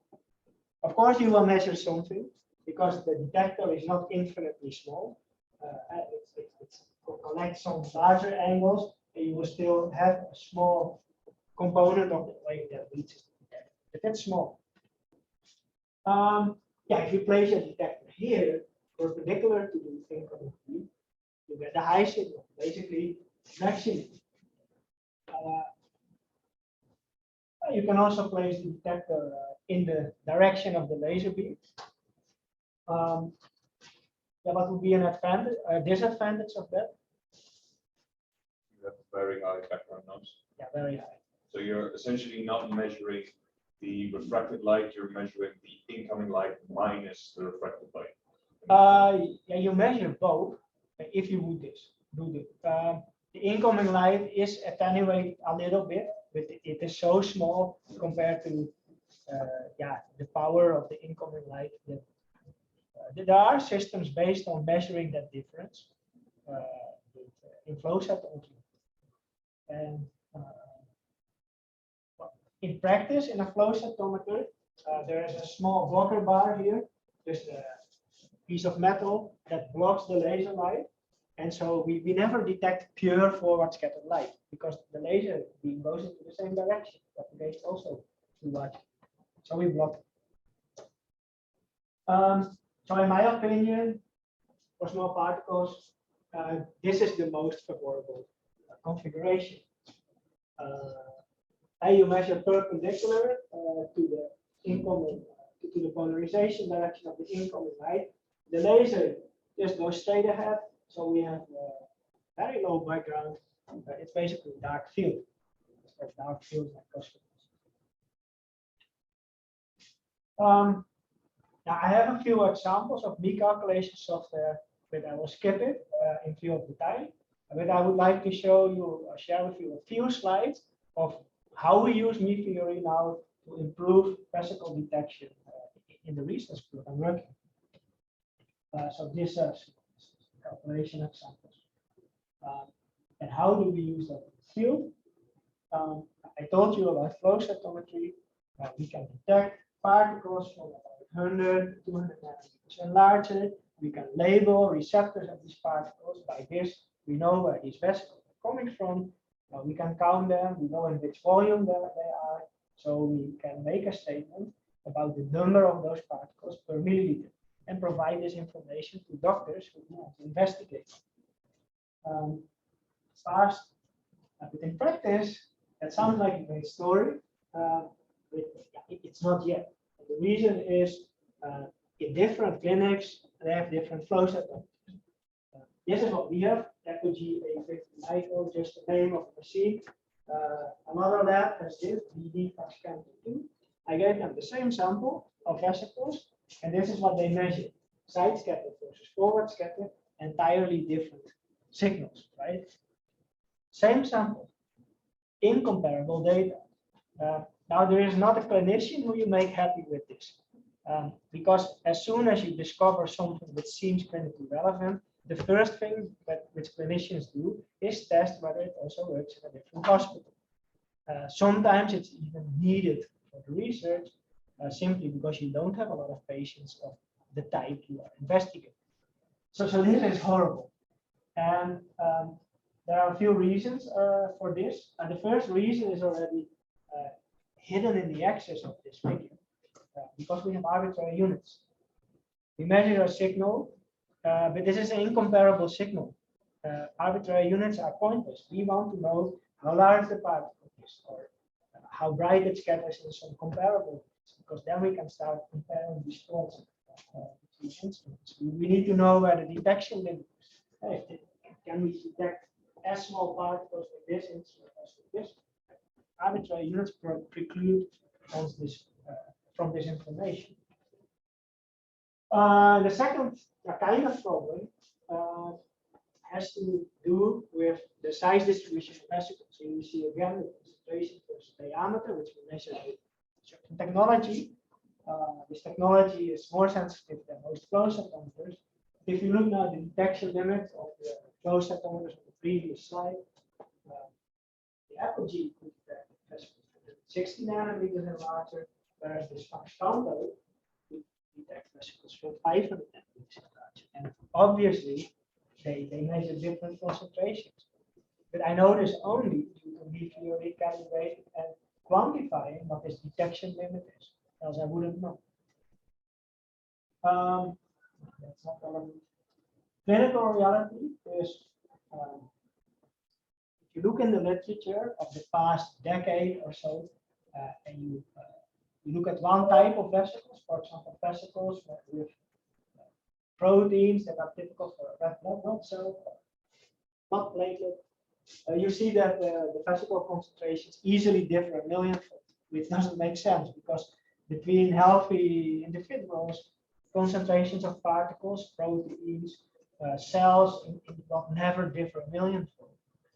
Of course, between diseases, it could maybe be. So, and that's all because we cannot compare data, and standardization is required. That is one of the things we do. We do that by calibrating. We describe these light scattering signals with meteorite and calibration materials from metrology institutes in Europe. We produce them with them. They produce them actually. They characterize them. We get them. We calibrate, apply meteorite, and can tell exactly within which size range each flow cytometer can detect these vesicles. Small example, two different instruments again. This is fluorescence. This is light scattering. This is same fluorescence, same light scattering. Different machines, same sample. And you see the plots look quite similar because every dot is a particle here. These are particles which are non-fluorescent. Those are particles that are fluorescent. This fluorescent labels tells us that those particles we want to detect. But the axes again have arbitrary units. This is the raw information, the raw data that we got from these instruments. And you see that the total concentrations of these positive particles per milliliter differ. Here it's 3.8 times a million, and here it's 140 times a million. So that's a huge difference, factor 4. So we don't want that. So these two instruments we fully calibrated, fluorescence as well as scatter. Fluorescence we didn't discuss. It's much simpler. Here we calibrated those two instruments, so we get fluorescence in comparable unit, scatter we are to diameter in nanometers, and SI unit, and then if we grade particles above the detection limit for both detectors, for both machines, we find comparable concentrations of 2.7 and 2.2 times a million of these type of EPs per milliliter, and that's very, very good. I mean, if you could realize that with all instruments that are in clinical labs, you can start doing multi-center clinical studies on vesicles. That's another ambition of our lab. We started this year. PhD student, this study here, where we send the same test sample with vesicles to 23 labs, 35 flow cytometers all around the world. They will measure this test sample, measure our calibration materials. We will apply the me theory, make a statement of the detection range of each of these instruments, the size range within these instruments can detect EVs. And then within the same size ranges, we aim to detect the same concentration of EVs. And that's a lot of fun. This is the PhD student who leads this. And those are all the boxes which went to all those labs all around the world. Super expensive shipment. And of course a lot of work because all these boxes are filled with those samples. And if this works, it's the first time that's possible. Fingers crossed that that's the case. The before last slide, I want to mention that we generally have internships available. Guillaume once did an internship with us. It's not always easy, so don't ask him. No, but I'm kidding. The fun is that we are quite technical in the field, and manufacturers recognize that and ask us to test new equipment.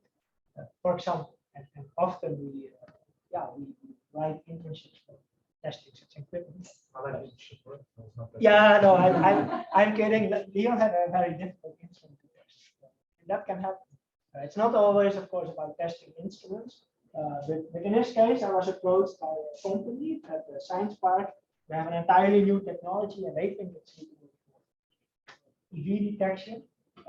Actually, technology is a few years old, but this company had a smart trick to make it much, much faster. And they asked me to evaluate that.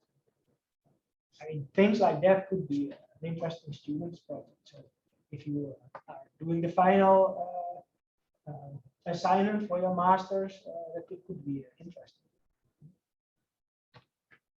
And that was it. Summary: body fluids contain EVs, not only body fluids but also other biological fluids, infiltrated beer. With flow cytometry, you can study vesicles one by one and fast. And with me theory, you could calibrate such instruments. But you need to have some knowledge about single particle light scattering. And if you run into problems with scattering and single particle detection, think about which light scattering regime am I?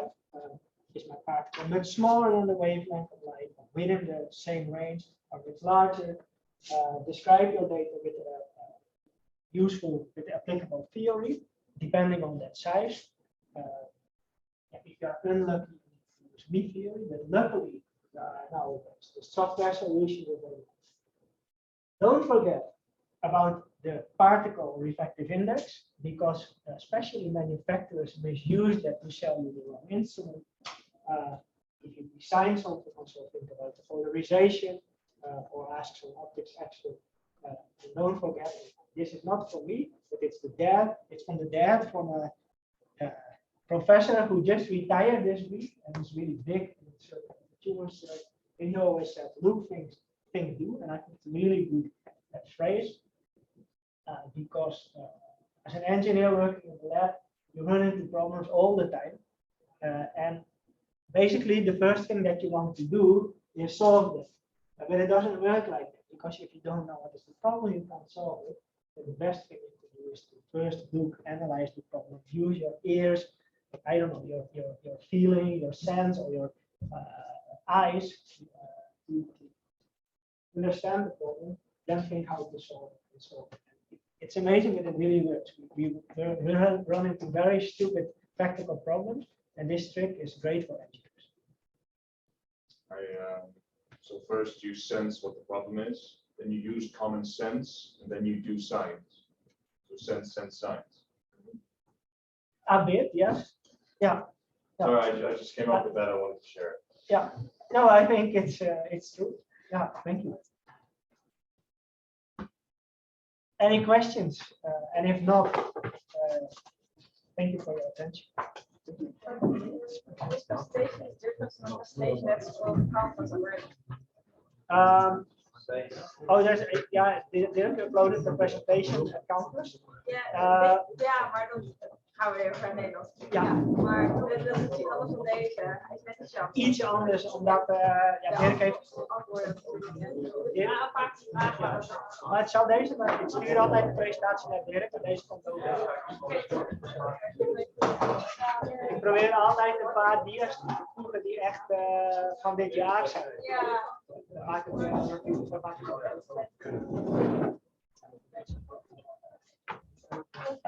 Dirk nog, die zal wel eens samen. Je hebt het natuurlijk al 4 keer gehoord, hè? Dus, Dirk? Ja.